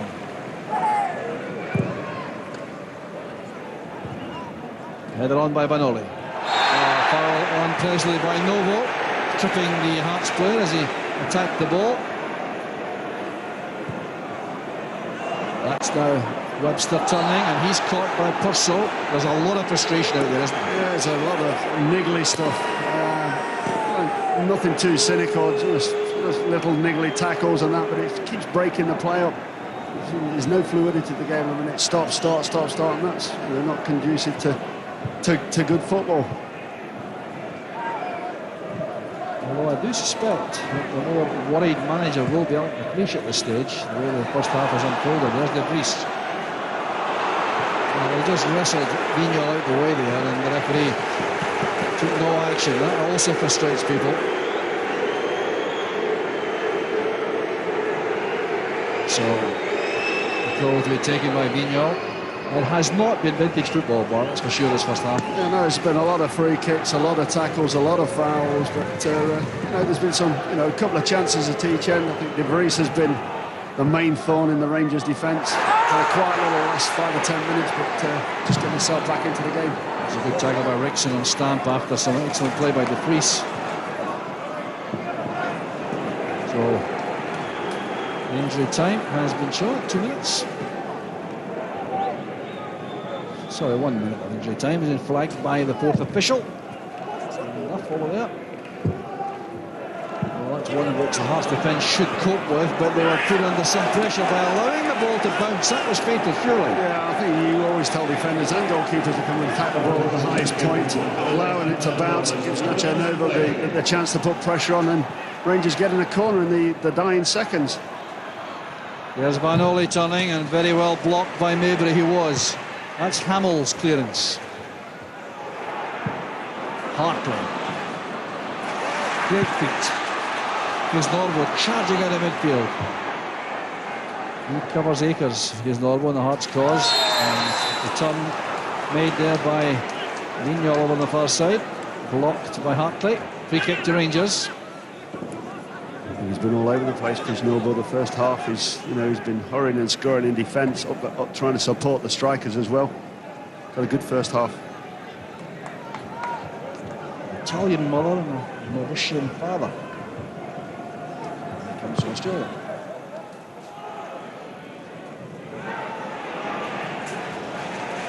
Craig Gordon commands his box this time. He was certainly in dispute with Presley and Webster a moment ago. That long ball was not tidied up well. Half-time whistle goes. It has not been vintage stuff. Mark De Vries unquestionably had the best Hearts chance, saved brilliantly by Klose. Then Novo had a chance of the half when he headed past the post. But really, it should be all even perhaps, but perhaps one each. It's Hearts 0, Rangers 0.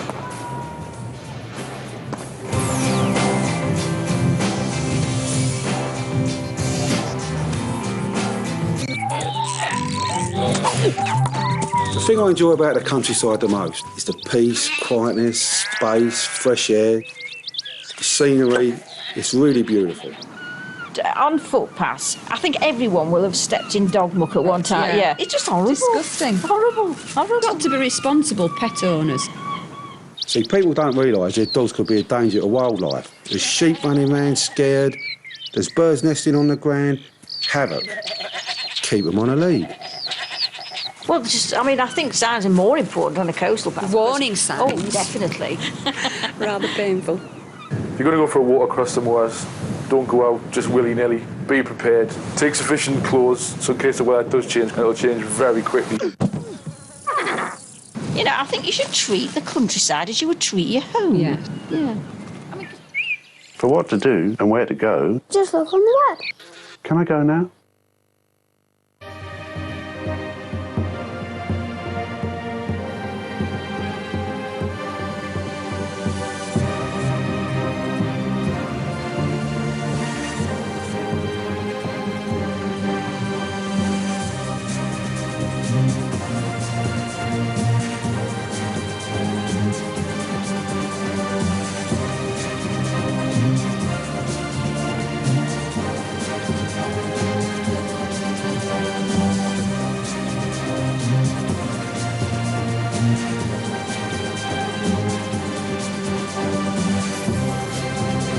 Come on, join the club. Call 08700 85 1888 to sign up for Celtic TV.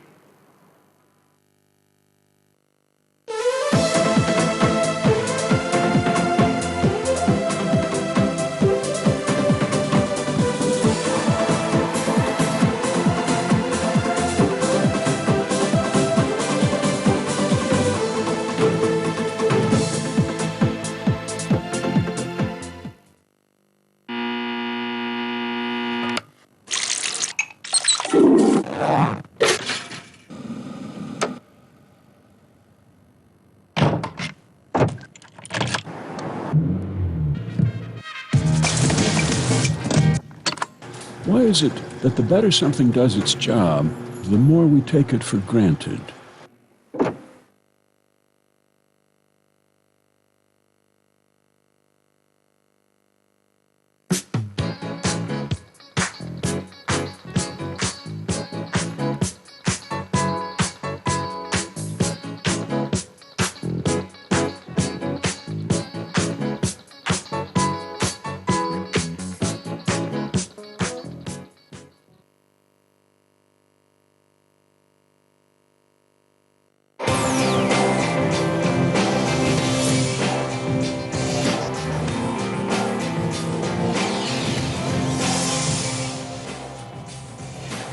It's part one, this of a crucial doubleheader for Rangers. 2 big matches inside 5 days. It's Maritimo Rangers on Thursday night. UEFA Cup first round, first leg. Rangers targeting a place in the group stages of that competition.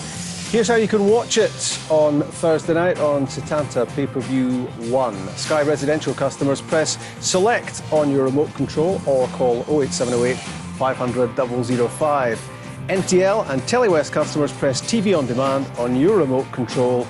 Commercial customers call 0207 930 8926. Maritimo Rangers, don't miss it on Thursday night. The facts and figures of the first half at Tynecastle, not a thing of great beauty, I think you'll agree. It's 0-0 between Hearts and Rangers. But in that home dressing room, if Hearts are looking to make a point today and saying to themselves and maybe trying to build up their own self-belief about rivalling Rangers for second spot in the SPL this season, Craig Burley, well, they might be taking something from that first half. Well, there's been nothing between the sides, is there? I mean, I think very positive for Hearts, and they've caused Rangers a few problems. Certainly, the back four Rangers at times have looked stretch, with De Vries been a handful. We spoke about him before. And Stamp supporting from midfield, they've caused a few problems, and I think Craig Levein will be quite positive at half-time and saying to lads, look, let's have more of the same. We can cause this team problems. Is it beginning to look, Billy, as if Rangers have no divine right to that second spot? Well, I said that teams are starting to feel that they've got a chance, especially at home against Rangers. The pressure's on Rangers game by game now, and I'll tell you one thing, their fans don't want to see, on top of the pressure, like performances which are scrappy, and that's what it is, and that's suiting Hearts more than it is suiting Rangers. Rangers look as if they need somebody who can just give them that spark, and Hearts will be happy, they'll just cancel one another out. So are Rangers getting twitchy with that pressure building on them? It's a must-win for Rangers today. Rob, it looks as if they are. I mean, they're not playing any flowing football. Hearts are matching them in every department. And as I say, the Rangers fans will not be happy because they want to see their team winning, first and foremost, and putting in good performances. And they're getting nothing of that just now. And the return of Mark De Vries, Craig, has done a lot for Hearts. Well, he is a handful, and he's physically so strong. He's got reasonable pace. He's physically very good. He's good in the air. He gets onto things. Here, he reads it well here, and it's just a header through. And look, the Rangers defence all over the place, and he'd be expected to do a wee bit better there. And it's a comfortable save for Kloss, but it's just a header right through the middle of the Rangers' bat, and they're caught out here. And really, at this level, that's an excellent chance. And De Vries maybe showing a little bit shortness in match practice, not putting that away. But all in all, I mean, we've got to say Boumsong at the moment, who's been Rangers' best player probably this season, is having a hard time with Mark De Vries. Yeah, the worrying thing for Rangers supporters watching this must be the fact that there are holes popping up all the time in that Rangers defence. Opportunities aplenty, really, for Hearts in that first half. Yeah, I don't just blame the centre-halves and the defence. I mean, you've got to match midfield runners. Sometimes Boumsong and Moore are getting drawn out of defence and people are going through. But other people have got to cover in. The full-backs have got to cover in and help them. I mean, if Boumsong's gone challenging De Vries in the air, I mean, other people have got to match the runners. There you go. Craig Moore was going to go and challenge De Vries here. He's having to come off De Vries and then try to get to the boy Weir. They've got to be covering one another, marking one another, talking to one another. Little Graham Weir's not known for his aerial prowess generally, but here he is, all alone. Well, that's right, and it's poor marking. And Phil Stamp, if he maybe just anticipates that, he gets on the end of it. And Hearts were doing that to Rangers on several occasions. As Billy said, I don't think as a unit Rangers have performed very well today. So far, anyway, I don't think Alec will be very happy. Me and Billy spoke about it during the first half about Puzo playing up front, which he's not really doing. He's dropping so deep at times that he's leaving Novo on his own. Now, Novo needs somebody to link up with. He needs a partnership. And Puzo's coming so deep looking for the ball. We've seen him play against Celtic to play on the left-hand side. He's got to stay up there as a target man. Somebody can hold it up. He's dropping into midfield. He's trying to pick it up there and run with it. Novo's getting left on his own. And Rangers are getting no continuity in the play.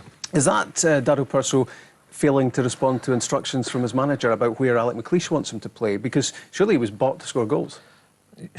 Yeah, I would say that.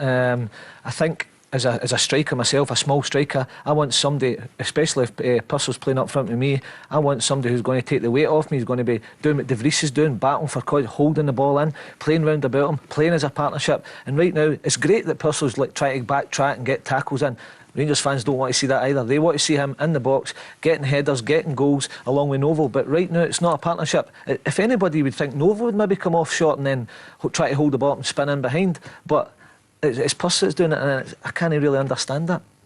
So criticism of Rangers, but in truth they could have been one up and should have been one up at half-time, because this was an absolute sitter for the aforementioned Nacho Novo.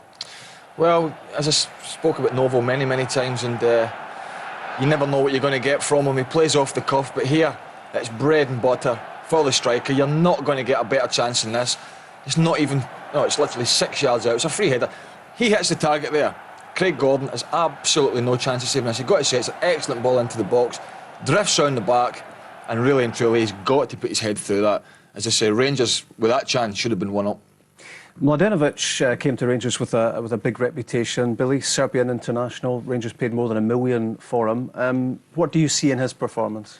Well, obviously, like set pieces, he's dangerous, as you saw with his free kick. But in the battle with the heat of the Premier League, you see a great save there from Craig Gordon. As I was saying, in the heat of the battle in the Premier League, especially in the middle there, he's got to be putting in tackles, he's got to give more, he's got to try and win the midfield battle. And right now, I think Hearts are on top in that department as well. I think the two central midfielders are getting the better of the Rangers, two central midfielders. But you can see he's got ability, but in our league, the SPL, you need more than that. You need a bit of dig, you need a bit of character. You can't keep saying, we keep saying, oh, he needs another game, he needs to be fitter. But no, eventually you exhaust that. You know, £1 million for Rangers at the moment, it's a lot of money because they have got a debt.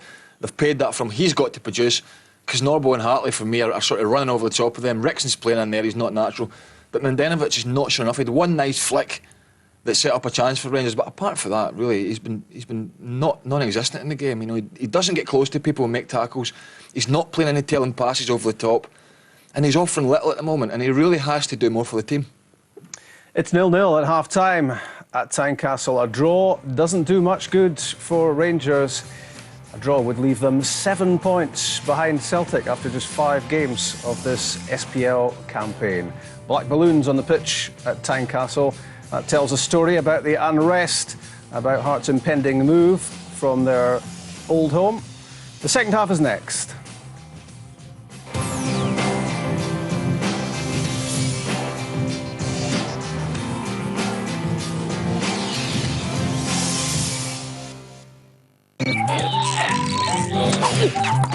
The thing I enjoy about the countryside the most is the peace, quietness, space, fresh air, the scenery. It's really beautiful. On footpaths, I think everyone will have stepped in dog muck at one time. Yeah. It's just horrible. Disgusting. Horrible. Got to be responsible pet owners. See, people don't realise their dogs could be a danger to wildlife. There's sheep running around scared, there's birds nesting on the ground. Havoc. Keep them on a lead. Well, I think signs are more important on a coastal path. Warning signs. Oh, definitely. Rather painful. If you're going to go for a walk across the moors, don't go out just willy-nilly. Be prepared. Take sufficient clothes so in case the weather does change, it'll change very quickly. You know, I think you should treat the countryside as you would treat your home. Yeah. For what to do and where to go, just look on the web. can I go now?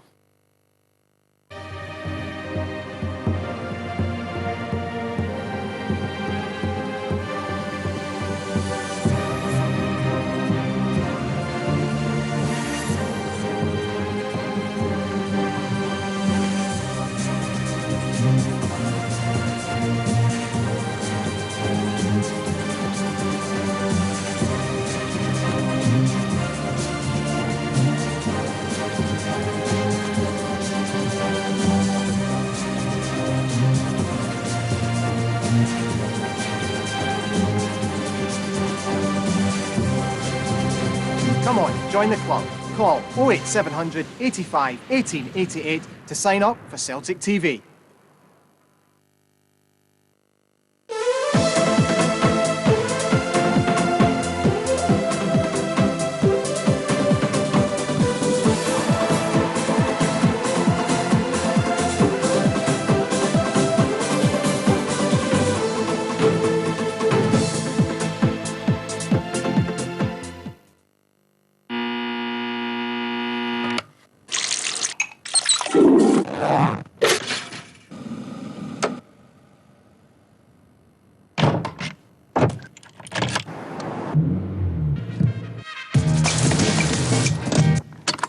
Why is it that the better something does its job, the more we take it for granted?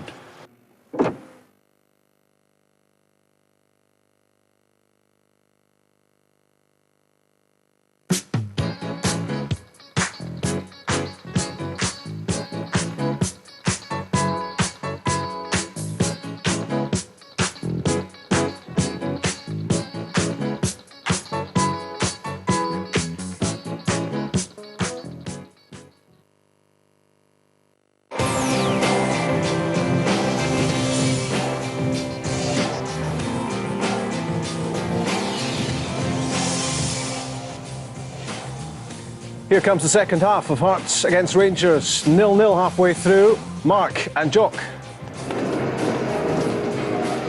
Rob. Yes, the last 0-0 draw at Tynecastle between these two teams was 17 years ago. So let's hope that continues and we have a goal before the end. But on the evidence of the first half, it's going to be hard to come by one unless there's a change in philosophy. And one of the camps, the start of the match, is still trying to get rid of these black balloons, reflecting the protest which seems interminable here at Tynecastle. This in fact is the second Tynecastle. First game played here in 1886. Chris Robinson won't remember that, and he's looking on again. He has suffered so much in his 10-year reign here, and has fought a battle to try to get Hearts to the top level of the game, but that hasn't been appreciated by most of the supporters. Balloons will hold up the start of the second half, I think. It looked as though the bulk of them have been dealt with by the ground staff during the interval, but just before teams came out, another deluge appeared, and that has caused a continuing delay. So the players trying to keep warm. Subs warming up too on the far side for Rangers in particular. Stephen Thompson and Trota Abaladze have appeared on the track. There they are. They may be involved before very long. I think you're right. I think Alex McLeish will be the first to make the change, needing to win this game. I think Craig Levein will be quite happy to let this game keep going the way it's going. I think he'll be delighted with his first half performance from his team. Craig Levein's debut for Scotland as a player was in 1990 against Argentina. He played his first game as Alex McLeish played in the same team, winning his 67th cap. So they go back a long way, these two. Know each other well. All the noise you hear from the supporters is reflecting the protests, sadly, rather than encouragement for the team at the moment.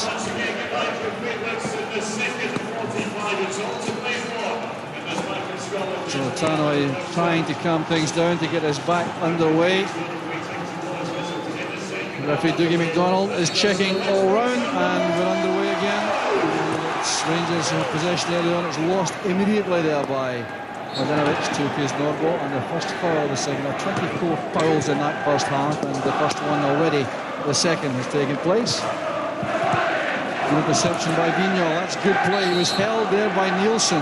He was caught up on the way past. That was quite cynical, really, on the part of Nielsen. Being outpaced by Vignal. He was lucky to escape a yellow card, right? Vignal's done well. I think he sees the game very quickly. And intercepts a lot of balls and puts himself in good forward positions, advanced positions, should we say. First touch for De Vries in the second half, setting up Piers Norbo. This is Hamill. Piers Norbo again. Good play. Well, they had a wonderful option wide on the right in Phil Stamp, who was in acres of space, but Piers Norbo didn't see him until he played the pass. And he's now apologising to him for that. Poor ball there, but Kishnova looks like he's coming off the back of the first half performance. Played very well in the first half.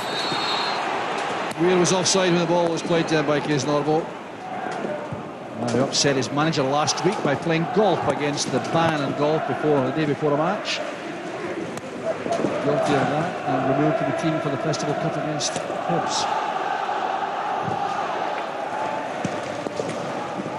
Header on by Moore. That's Nielsen again.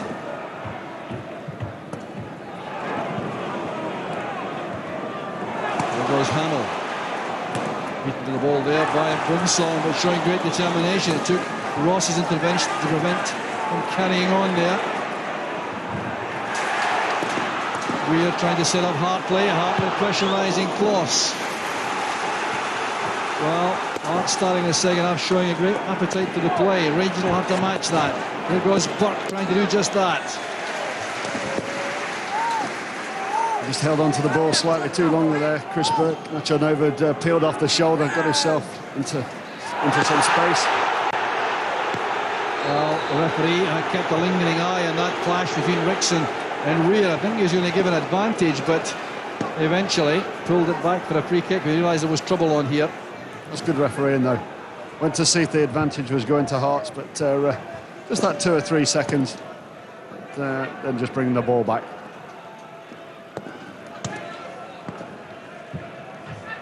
So, referee McDonald, with that problem with these black balloons, there's no real point in stopping the game. They'll just keep coming, I think. Up goes Boom Song. Jungle away there by Presley for Hearts, who's coped pretty well, perhaps not quite as mobile as normal. Certainly not joining the attack for set pieces, but figuring out that defence. Mladenovic forward. It was straight to Maybury. Here's Hamill. That's for Weir. Good defending by Boomsong. Strong challenge again by Maybury on Burke.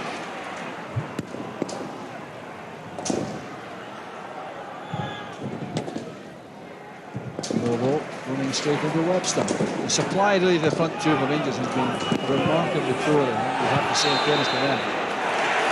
Yeah, it's been very, very poor. I think the balls that have been played up has been right into the hands of the two central Hearts defenders. But when you're playing up front and this poor service, all you can do is keep running and running, and hopefully you get a break or get a mistake and react to that mistake. Martin Reed's going to break there. He got that free kick on the far side. Tussle with Vignal, and a chance here for Joe Hamill to angle in a left-footed free kick.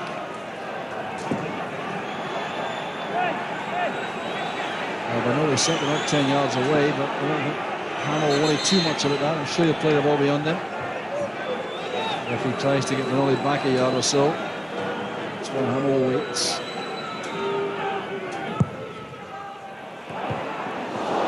Lobler got across the bows of his fellow Australian Craig Moore for that, but couldn't direct the header the way he wanted.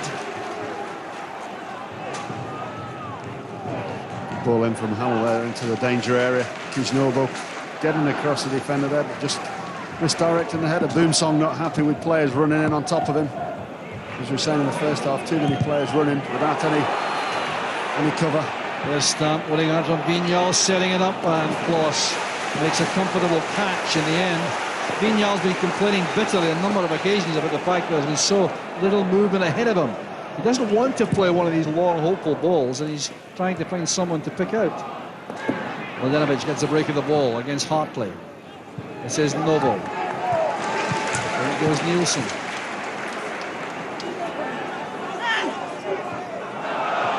Could have been a foul throw, but the referee allows play to continue. The other way was by Maybury.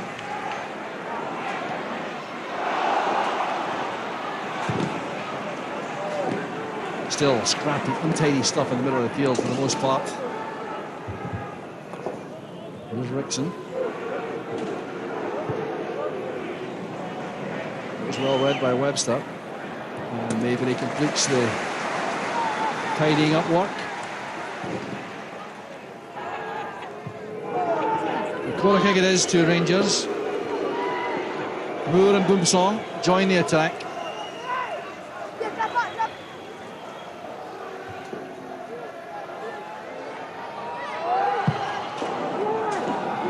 Reaches Nacho Nova, but he couldn't control that. An awkward bounce, and Gordon clears up for Hearts. Ball just dropping in there, just missing out the near post. And just an awkward bounce up there to Nacho Nova. And Gordon collecting the ball well. Ross doing well there against Hamill. Purcell says, leave it to me. Here's Burke. Good position taken up by Rickson in midfield. Vignal on the left. Manoli trying to turn away from Nielsen without success. Strong defending by Nielsen.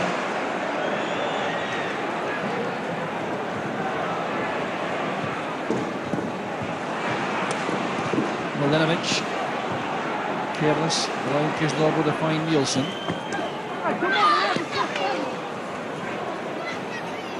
Oh, what a difficult time it is really for both managers, I would suggest, especially Alex McLeish. He's got to look at this game and think, what can he do to change the flow of the game, because it's just not going the way he wants, I'm sure. I think he'll be looking to bring, the first two things, the first two changes, possibly Avaladze, Lovenkrantz. I think Thompson could come into this stage later on. Weir's in behind Moore. He was held up once and then twice. The referee is taking the word of the assistant referee to give a free kick, but I thought there was shot pulling even before the final offence. Good strength there from Weir. Craig Moore getting close up against him, but the official on the far side there just deeming to see that Craig Moore pushed Weir to the floor, but a dangerous situation now for Rangers to defend against. Hamill with that challenge of left foot. Post ball won again well by Ross. The header perhaps into a central area, which is not ideal, but it worked out all right. Here's Burke. Good play from Burke. With across the bows of Mabry, looking for a teammate inside. He's taken out of the play there heavily in the end by Mabry. That was a foul that seemed always about to happen. That was a foul that was happening 50 yards ago. I think Mabry had about 3 or 4 attempts to get the ball there, but you know, it's just great to see Chris Burke there just going forward. All supporters of football like to see wingers flying at defenders, but a cynical tackle right at the end there. But if he'd have got his head up, I think there's a couple of players in front of him that got into space. Nacho Nova, Dado Perso also got there, but he failed to do that. A Dublin-born defender who has played with substantial grit and aggression throughout the match. Been very effective so far, but tested well there by Burke. Now Craig Gordon behind that wall. Percy drives it straight into the wall. There was nothing in that free kick at all to cause a problem. There's Banoli. Chris Norwood did well to find Weir. There's Purcell working hard again, but again Burke in the wrong areas. Yeah, just making up for a mistake, giving the ball away, but you know, you encourage your players to hunt the ball back if you give it away, but you know, I think Rangers supporters will be wanting to see him do more work in and around the penalty box of Hearts. First change is about to be made, and it's Nacho Novo who's about to be withdrawn. Oh, the Rangers supporters are too happy about that. It's Shota Avaladze who will replace him. Nacho Novo's had a very difficult time. He's missed the best chance of the match, no doubt about that. Certainly hasn't lacked for effort, but he's found it very tough. Yeah, I think the service has been poor, but had a great opportunity in the first half to take Rangers into the lead. But a frustrating afternoon, it must be said, for the little striker. It does look as though Avaladze's going straight into attack. Let's see what changes may be made here. A very tough exchange there, and Ross has upset the Hearts players. The referee's very quickly to the danger point.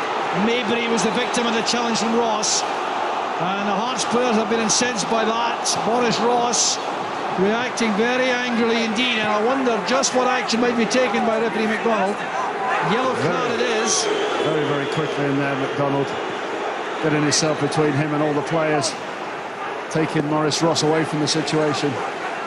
It was a poor first touch from Maurice Ross, just straight over the top of the ball. I think there you'll see.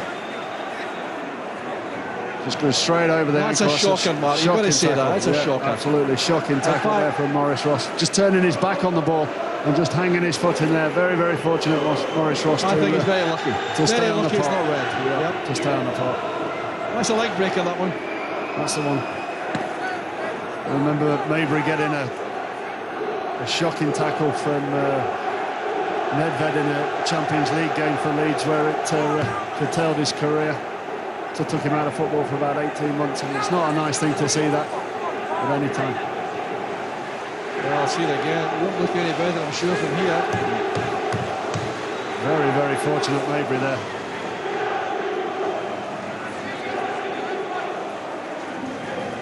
Craig Levein looks on, and he'll be relieved that his man has recovered. don't know who the shin pad manufacturer is, Mark, but that's a good advertisement. Absolutely.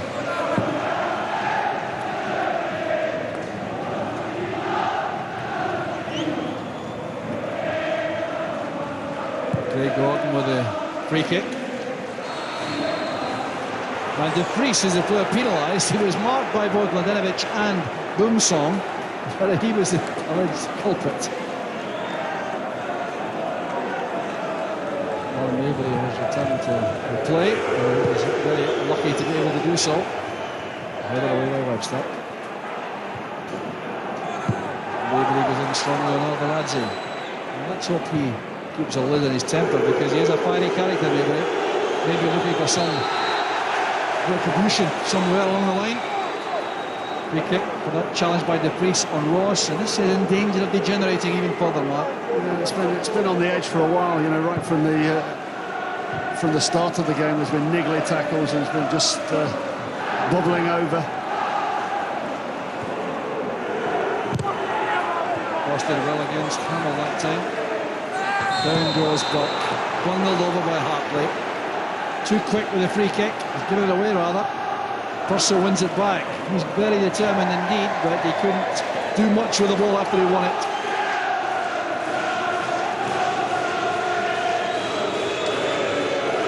A lot of talking done by the referee to a lot of players to calm things down.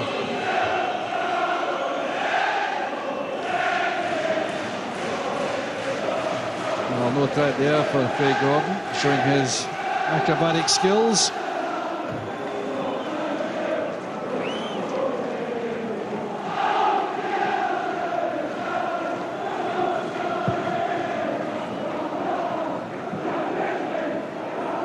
Norwood did well helping that on, but Ross is underneath it.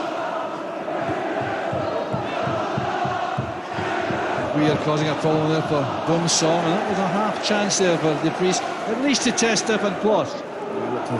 A tired effort, I think, more than anything. I think the ball was just dropping down, and it was a leading back. It was a tired effort for me, that.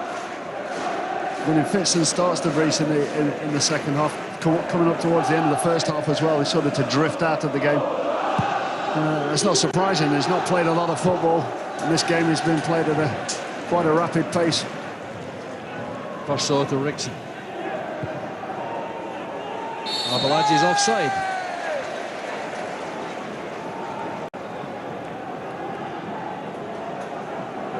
Well, there's still a desperate need for someone putting the ball in the middle of the park and play some passes. I think what you could say, Jack, it's going to take something exceptional to, you know, to settle this game the way it's going.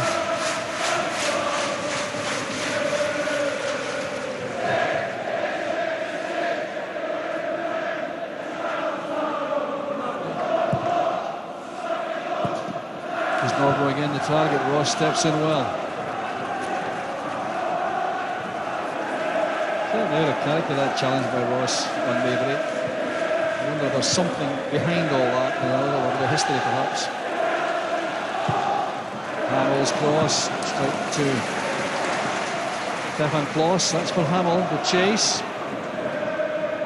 Headed away by Presley. Going to be a change made shortly by Hearts, I think. Here's De Vries. Nowhere to go there. He does look as though he's a bit like Weary, the big striker. He's played very well in patches in the first half particularly. Here's Purcell, offside. Now the change will be made by Hearts. Scandalous play there from the big striker. Last man across the line, looking right across the line of the play. Should never be caught offside there. So that change is still being delayed. Hearts desperate to make it. Offside flag up again on the near side against Purcell, who is coming back from an offside position. The Hearts back forward, pushing up effectively as a unit. Now the change is going to be made. And it's Mark De Vries who's going to be withdrawn. He's done enough. And Neil Jansig, I think, is coming on.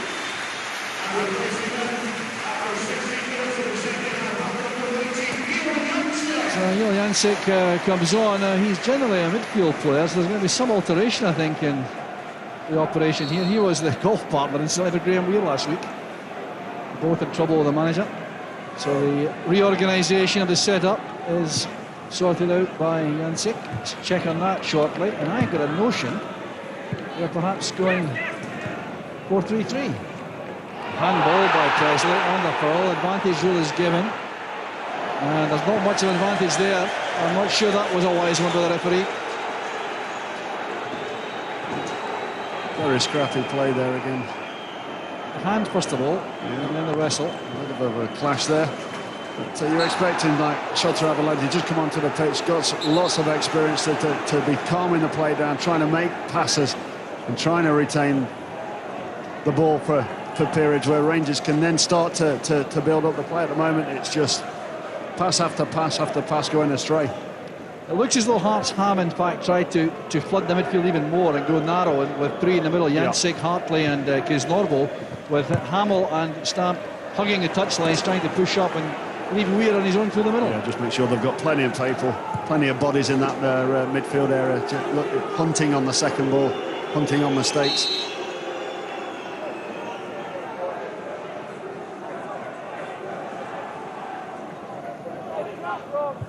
I can't believe that Craig Levein is going a 4-5-1 thinking about getting a point here. I imagine they'll still want to win the game. I think so, but I don't think he'll want to lose the game. I think it's important. You know, they come off a bad result against Motherwell, and he knows he's playing against a good side in Rangers, and I think he doesn't want to get beat at this stage.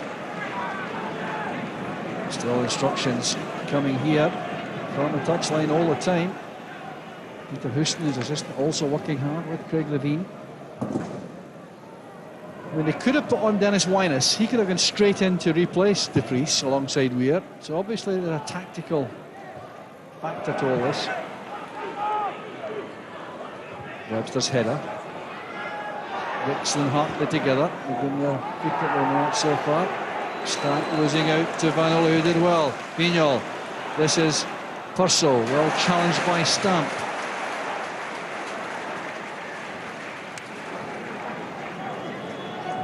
Nielsen back to Presley.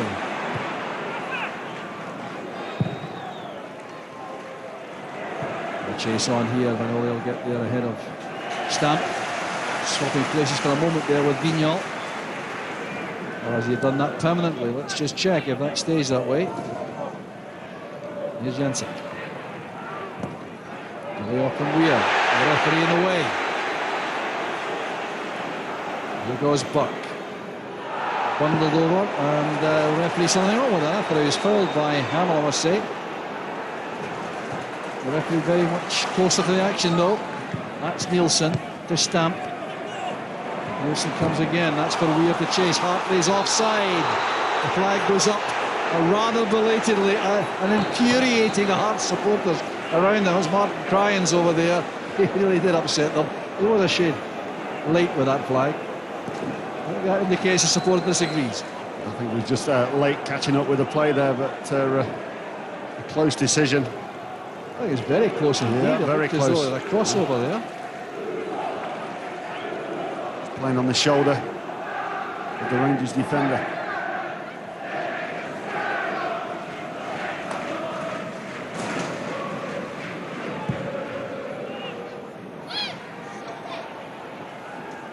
Here's Purcell now.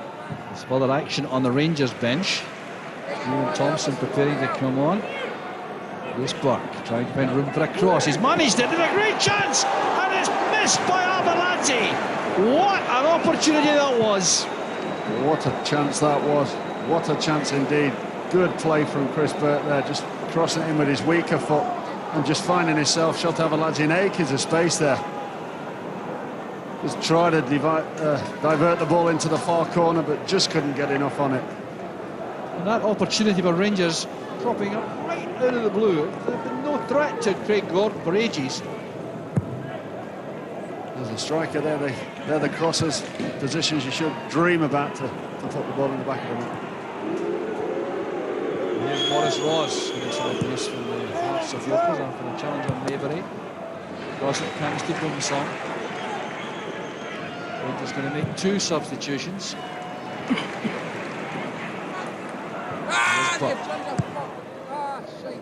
Post ball won by Nielsen. No one coming on the edge of the box for Rangers, so start for the chance to make Philly's field though. Here's Mladenovic. Well tackled by Kiz Norbo, who really has been all over the place for Hearts this afternoon. Played along by Jancek for Weir to chase. Into the corner he goes with Moore. A strong play by Moore. Super reading of the game there from Craig Moore. He's showing good pace to go out stride Weir. So it's going to be Thompson and Lovenkrantz coming on for Rangers. I think Purcell going off and perhaps Vanoli also.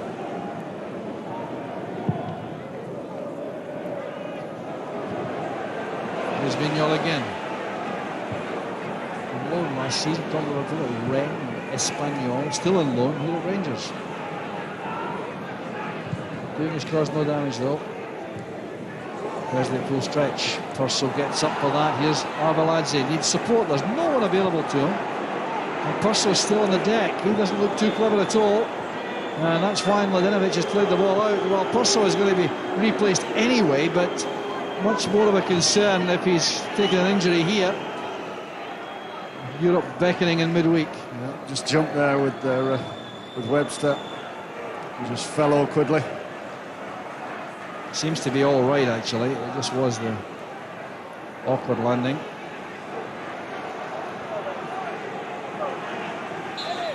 And the referee will now allow the substitutions to be made. So it's like for like here in the sense that it's a tall striker for a tall striker. Thompson for Purcell. And it's a little bit more attacking to have Vanoli replaced by Lovenkrantz. Stephen Thompson just going straight up front, like for like with Perso, and Lovenkrantz like for like with Vanoli. So position given to Rangers, but in a very deep position here.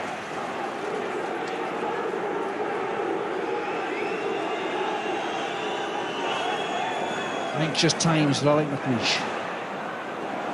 Even more anxious now, with a corner kick needlessly conceded by Boumsong.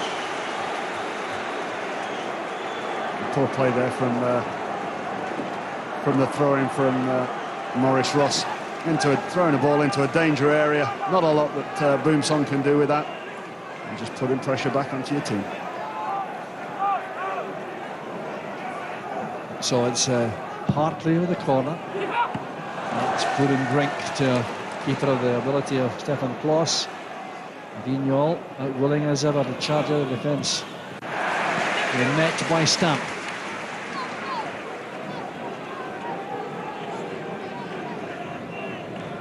Worked very hard there of Purcell. So did Marlo Vanoli, in fairness.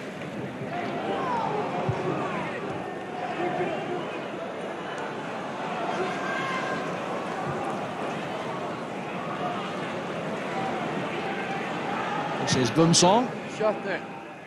Thompson eased off the ball by Webster and eased off the ball illegally. It's a free kick to Rangers. Can't be taken from there by Arveladze. Looking for some invention, some creation from these set pieces, aren't we? They're looking for a little bit of magic, a spark. I think Chris Burke for the last 10-15 minutes has got himself more into the game. A couple of crosses into dangerous areas, a couple of little runs. And I think that's what they'll be looking from Lovenkrantz as well, just to get in on the back side of the Hearts defence. Nobody wide here at all, all very narrow. You can see everyone, every player of the pitch is in that picture. Throw a blanket over him. Can't be a direct shot at goal, surely. Can't expect to beat Craig Gordon from there. There must be something else. And Vignol is going to be yellow carded if he doesn't watch himself. Right.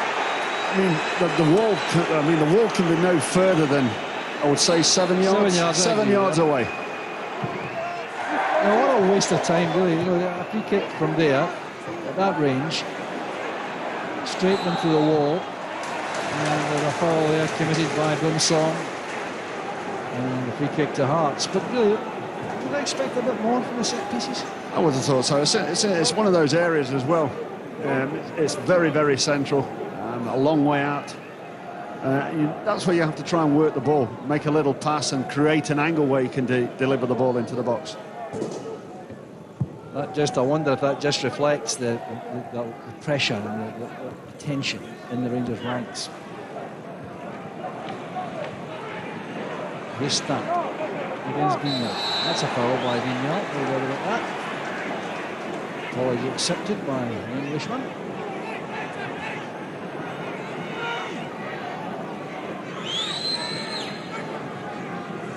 It looks more and more likely that a goal will win this. One goal is likely to be all we get. Graham Weir working hard. Low centre of gravity, difficult for the big defender. The Hearts have only scored once in the last 5 times they've played here against Rangers at Tynecastle. And the last time Rangers failed to score here was in April 1996. So, omens there, indicating that we may be about to see something before the end. Ross plays it forward to Buck.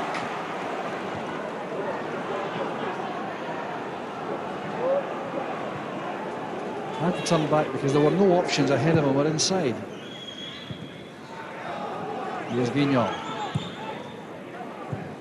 Lovenkrands getting his first real involvement in the play.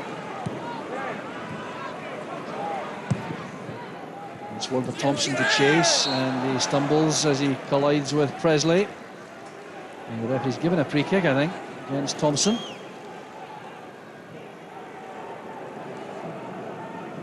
Very quiet inside Tynecastle. The tension really is remarkable right round the whole arena, and I'm sure felt by Craig Levein.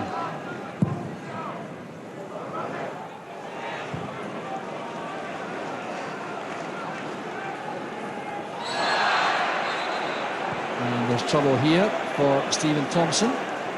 It's a yellow card for Thompson. It wouldn't take long. Frustration in the face of Thompson, 100% at always when he comes on. Still a debating issue with the referee, but we're debating that in vain. There's why the yellow card was given. It just seemed an innocuous challenge, obviously from behind, trying to win the ball. Bit of dissent immediately after. Yeah, I think it could have been the verbals. I think that upset the referee.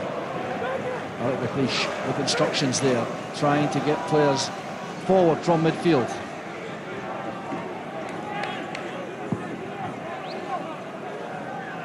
Well, that's hard work being a manager these days, especially when things aren't going as smoothly as you want. That's Boomsong. Very scrappy second half. Got lots of incidents, lots of tackles, lots of free kicks as was in the first half. So it's been a disjointed game all round. Just one clear chance, that one for Arveladze from Burke's cross. Headed on there by Milovic to Vignal.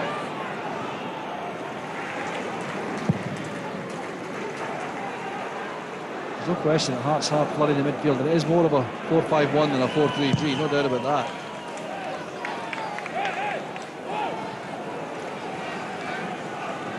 But perhaps the view taken by Craig Levein is he's as likely to pinch a goal that way as by playing the other way, the 4-4-2 system, especially with Mark de Vries running out of steam. Absolutely. I think you just try and get the ball up front and get your runners from midfield. If you've got enough in there, then you're obviously covering your bases, you're covering the space. And it also makes it doubly difficult for Rangers if they pick the ball up to get the heads up and make the passes. There's this clearance despite the attentions there of Thompson. Here's Craig Moore. Ross offers himself wide on the right. Maybury's going in there with a challenge. I was wondering if he was going to be a bit rash, but he wasn't. And Burke's in the clear. Chance now for Rangers. Who's inside? Burke plays it in, and it comes off the head of Nielsen for the corner. How did that gap appear in the Hearts defence? A great ball in for Mladenovic there. Just everybody getting sucked towards the ball. Chris Burke just getting in that space. But nobody able to get across there and knock the ball in the back of the net. Good defending by Nielsen in the end.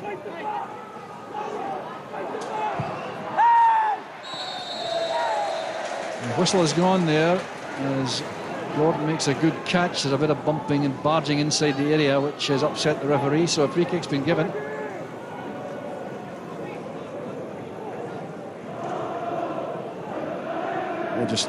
Burke just getting in behind the defence there, but as you say, a striker not able to get in front of Nielsen.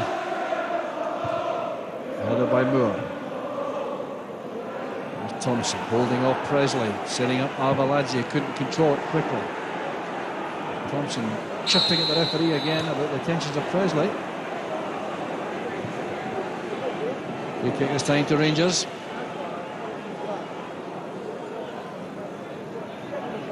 12 minutes remaining, and at a stage in the game where it will be very hard to come back from losing a goal for either side. 41 fouls so far. Well, that just about sums up the game, or the lack of quality in the game. We're still looking for that flash of inspiration, with a creative sense to find a goal to win this. Either side. And the second half hasn't looked likely. There's Jancic, can he do something? Well, there's the answer. As Weir came short, we played the ball long. Boomsong to Rickson. It's a straight giveaway to Stamp. Jancic, Weir, chance for Stamp, he wants to use him. Well, Graham Weir, you can't blame a striker for having a good goal, but that wasn't struck well, and Stamp did offer him an option. Chances have been few and far between for strikers, but when one comes along, and you've got to try and take it on. I thought Weir has done well. He's shown good movement today. But, the quality of the game has been very, very poor. The effort has been there, but quality to go with the effort has been poor. You have a feeling that Hearts can take more from the game than Rangers, if it stays this way. Here's Thompson. Ross playing it in rather hopefully, and Arveladze in a battle there with Presley. Now Burke. Inside is Rickson. And that's overhit for Lovenkrantz. Frustration for Chris Burke. He's not a happy boy, and he's been better in the second half. He's shown some glimpses of the real ability. He's got himself into the game. I think he was actually trying to bend that into the top corner there, Chris Burke. But I think his second half been the most productive player. I think he's had a couple of runs and got a couple of balls into the box, but unfortunately for Rangers and Rangers supporters, there's been nobody to put it in the back of the net. Arveladze showing good touch until the pass, which is given straight to Nielsen. Jancic forward. Weir can't get there. Two centre backs get there behind him. Moore in particular. This is Ross.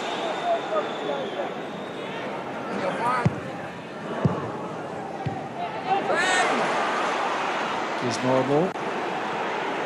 Weir. Jancic. Maybury. There's some confident passing here among the Hearts players. They all from Piers Norbo. If you have the recent record, you have to say that Hearts might have been happy before the game. If said to Craig Levein you can have a point, I think he might have taken it. Absolutely. I think on games gone by, I think he would have taken that. I think he would have liked a little bit more quality in the performance, but you know, a result is a result. There's Hart. Down to Nielsen. Pace has dropped out of the game. There's been so much energy expended physically that the players on both sides seem to be just slowing down a bit. There's Arveladze, and he had Chris Burke in a very good position on the right-hand side.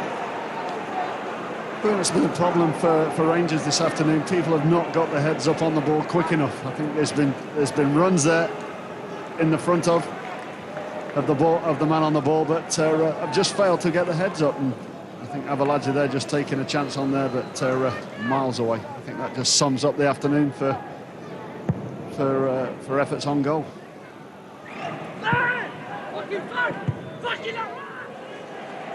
Bumsong launching that out, and the pressure from Weir.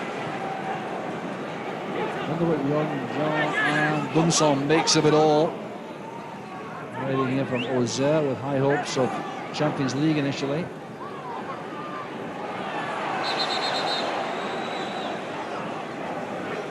So another change made by Hearts, the final change, I think. If it's correct, it's not going to happen yet, but Joe Hamill's going to be replaced by Jamie McAllister. That's like for like. Bumsong, nowhere to go there. He really was so short of options. Didn't want to thump the ball forward aimlessly.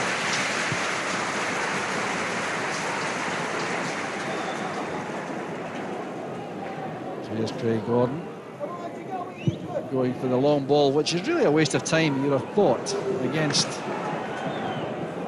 the Rangers defence, for Graham Weir is the only striker. That is Owen Class trying to lose Avaladze. Here's Ross now with Burke ahead of him. A little bit of hope from the Rangers supporters' hearts when Burke takes possession in that wide position, but he couldn't make any progress against Maybury that time. He's back with Moore.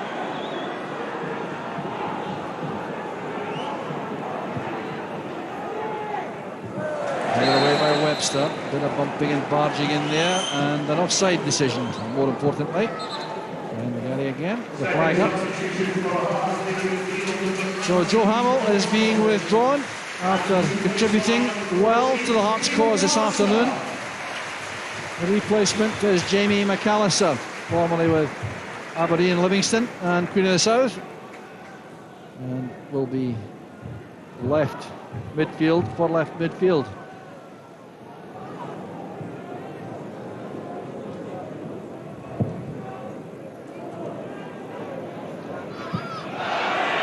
This is Stamp. Free kick's been given against Phil Stamp. The way in which he won possession there. You really could just hear a pin drop inside Tynecastle, which is remarkable at this stage in a game which is so tight.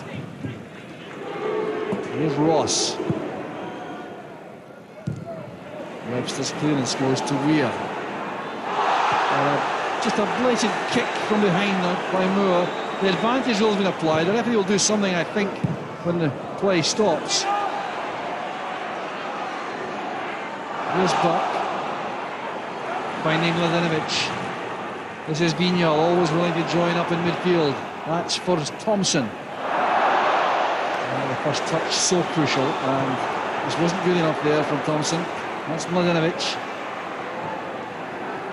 No Buck. I don't know how long the referee's memory is when the ball goes out of play. Will he take action against Moore? It's the longest the game's gone without a free kick being conceded. That's right. Yeah.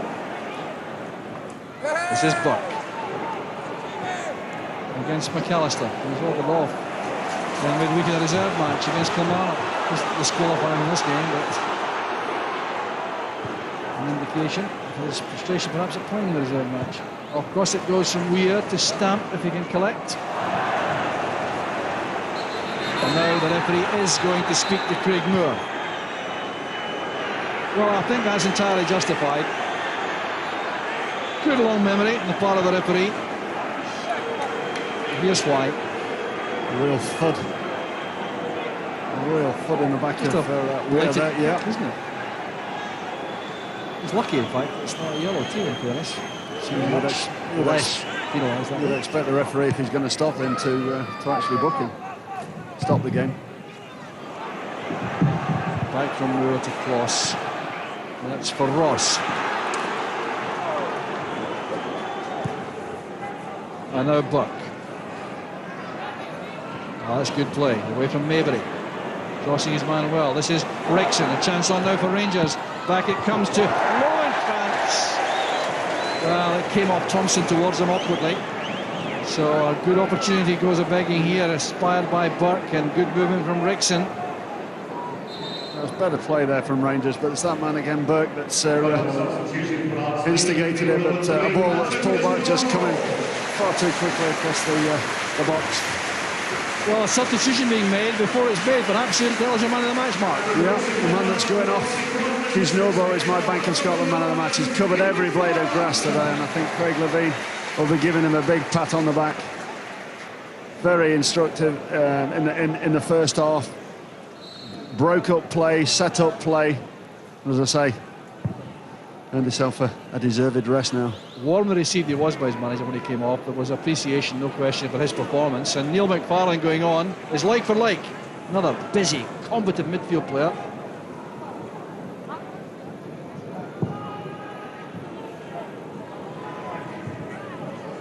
Moore's header. Run by McFarlane. Here's Jancic. And now Maybury. That's for Hartley, and what a chance he had in behind Boumsong. Kloss was rooted to his line. Hartley, I'm sure, was expecting to be clattered by the goalkeeper. If he kept his eye on the ball here, Jock, it's a simple tap in there. He's looking at the goalkeeper, thinking the keeper's going to come out and... That's the last thing that should be on his mind, the goalkeeper. Just making connection with the ball. Stefan Kloss surely has to come out there. 4 yards out.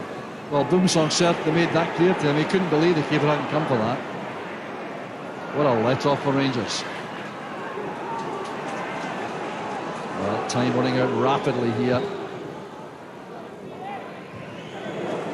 That would have been just a hammer blow for Rangers with a European trip in prospect in midweek.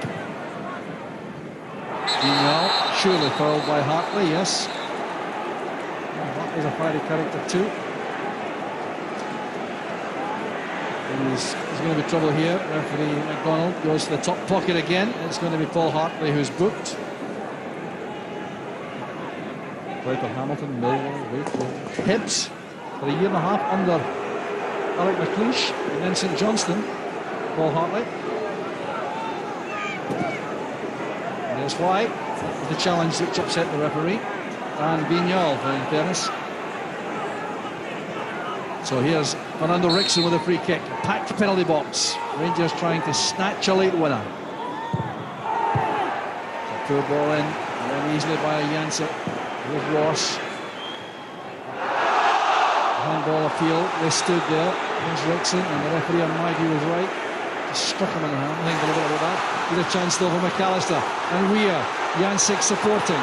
Over on the right hand side. Stamps in isolation. No one spotted him yet. Maybury. Jancic. Oh, Moore with that challenge up with a shocker. Straight body check. And the yellow card is shown. No chance there. Straight yellow card. Jancic just knocking the ball past him. Craig Moore just blocking him on his run.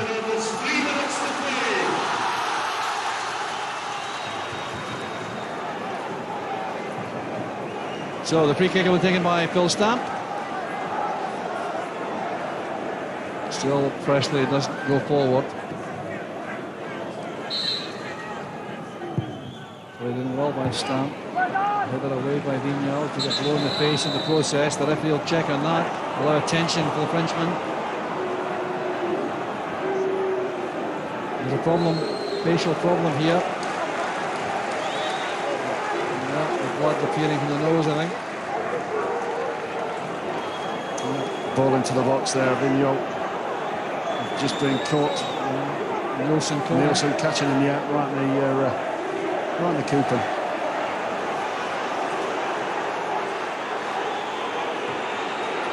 So drop ball to restart the match, and the blood will have to be removed before he can go back in the field. So Rangers may have to finish the game with 10, unless they can do some very quick work on Vignal. Cut the ball up the nose, normally does it. The decision taken just to give possession back to Rangers. Vignal is involved straight away again. They've certainly shown an attitude which is heartening, I think, for Rangers. Vignal. But they're still not happy with the flow of blood here. That's why he's back off the field.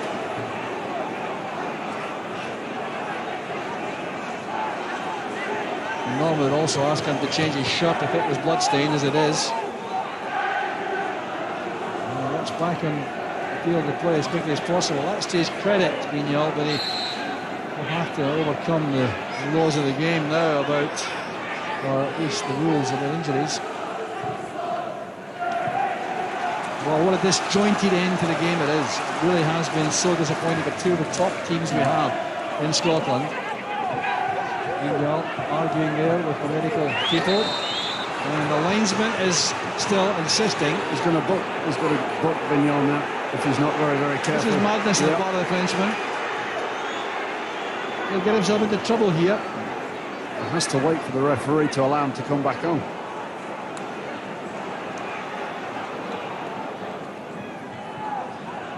So here's Rickson. Is there time for a late winner? Well, we'll have to stop his time now, but that'll be increased by that delay. Good work by Arveladze. Now Rickson, he has Burke free on the right. That's for Burke. The early ball played. It's a good ball across the face of goal. And no Rangers striker attacking that 6-yard box. It's incredible. It's a fantastic ball in there. Rickson doing superbly well, getting the ball out here, and a great ball across the face of the goal there.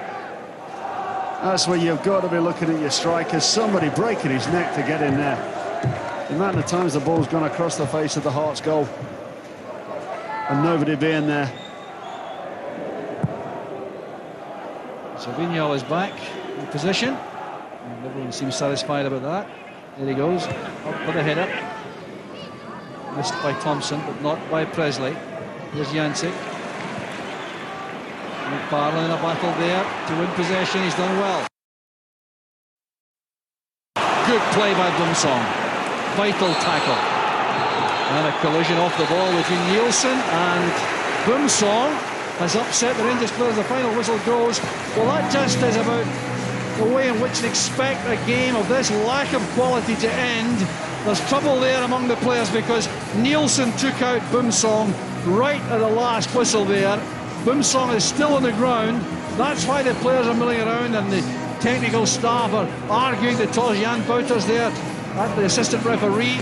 No action taken against Nielsen. It was a bad challenge late on, and Bumsong off the ball. The Frenchman is damaged, and you'll see why here.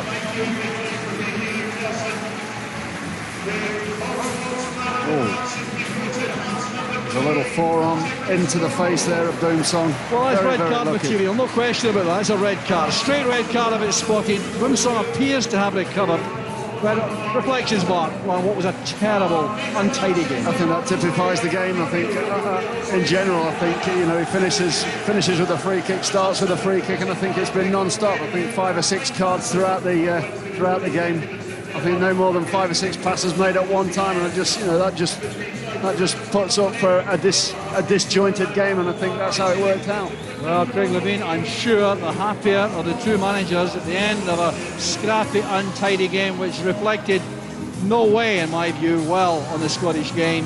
The final score at Tynecastle, Hearts 0, Rangers 0.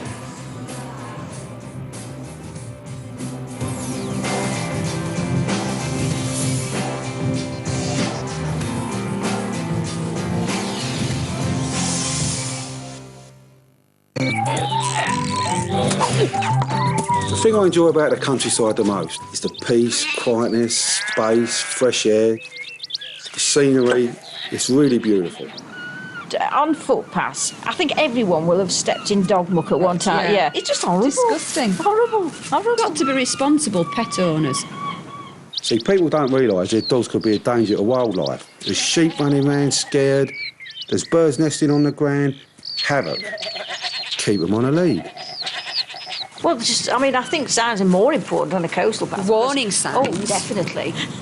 Rather painful. If you're going to go for a walk across the moors, don't go out just willy-nilly. Be prepared. Take sufficient clothes so in case the weather does change, it'll change very quickly.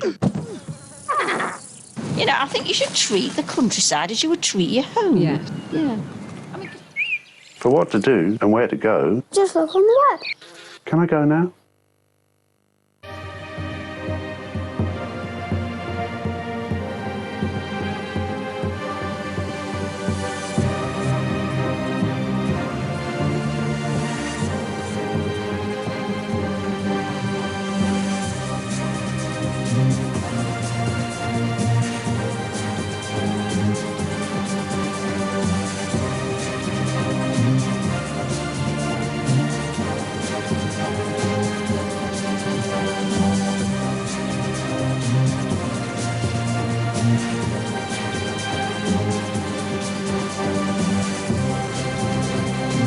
join the club. Call 08700 85 18 88 to sign up for Celtic TV.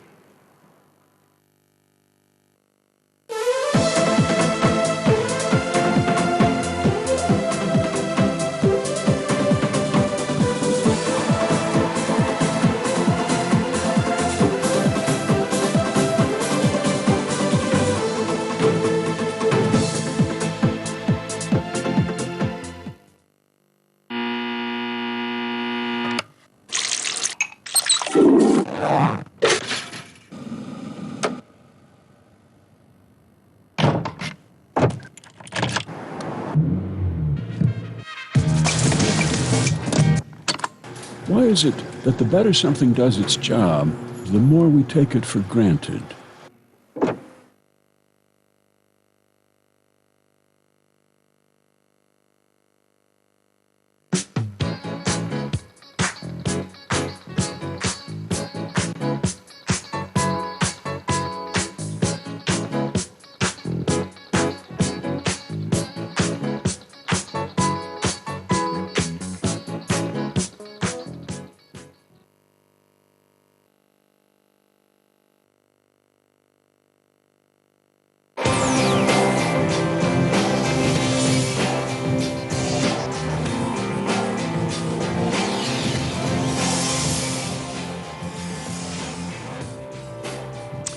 Well, the facts and figures of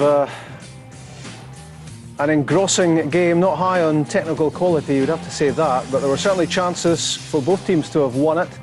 No vote on Arveladze for Rangers had good chances. Paul Hartley right at the end, and the match ending in controversy as well with that Robbie Neilson challenge on John Allan Boumsong, which sparked fury at the end. Man of the match, Patrick Kisnorbo. He's with Scott. Patrick, well done. A competitive but really niggly match. Yeah, you know, there wasn't a lot of chances created. I think both teams knew, you know, how vital, you know, a point or 3 points were. So that, you know, that explains why I think there, you know, not as many chances as, you know, there used to be. It was a real midfield battle, wasn't it? Definitely. You know, I mean, you know, a lot of second balls had to be won, and you know, it was a good battle between myself and Rickson and all the other Rangers boys and our boys. It was a good match. It didn't seem to really get going though. There wasn't a lot of chances in the game, and not a lot of kind of flair to be seen. No, there was a lot of, you know, stopping and starting, but you know, you're going to get those matches, you know, against the Old Firm and, you know, important matches like this. So you know, you spoke pretty much normal matches, you know, like this, stopping, starting. Would have you preferred to have had a win going into the game on Thursday? Definitely, you know what I mean. It would have, you know, gave us a lot of confidence, but we got a lot out of this game, you know, 0-0 against the Old Firm. So it's good going to Braga on Thursday. How difficult do you expect the game to be? Very difficult. You know, I heard they drew 1-1 against Porto, which is, you know, the Champions League winners. So that's going to be difficult, but you know, we'll sit down and, you know, go over you know, what we need to do on Thursday. Is it a concern that you can't play the game here at Tynecastle? It would have been good, you know what I mean, in front of our home fans, and it's a small sort of like atmosphere. But you know, we just have to get on and, you know, do what we're supposed to do and play football. It would be nice for you to have both De Vries and Presley for that game. I hope they've come through this game unscathed. Yeah, definitely. Yeah, they're two most important players to us, and you know, hopefully, you know, our physios can do their jobs and get them ready for Thursday.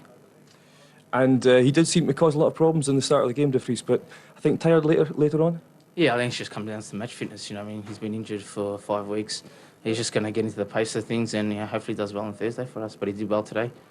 Well, Patrick, you're the Bank of Scotland man of the match. Congratulations. Thank you very much.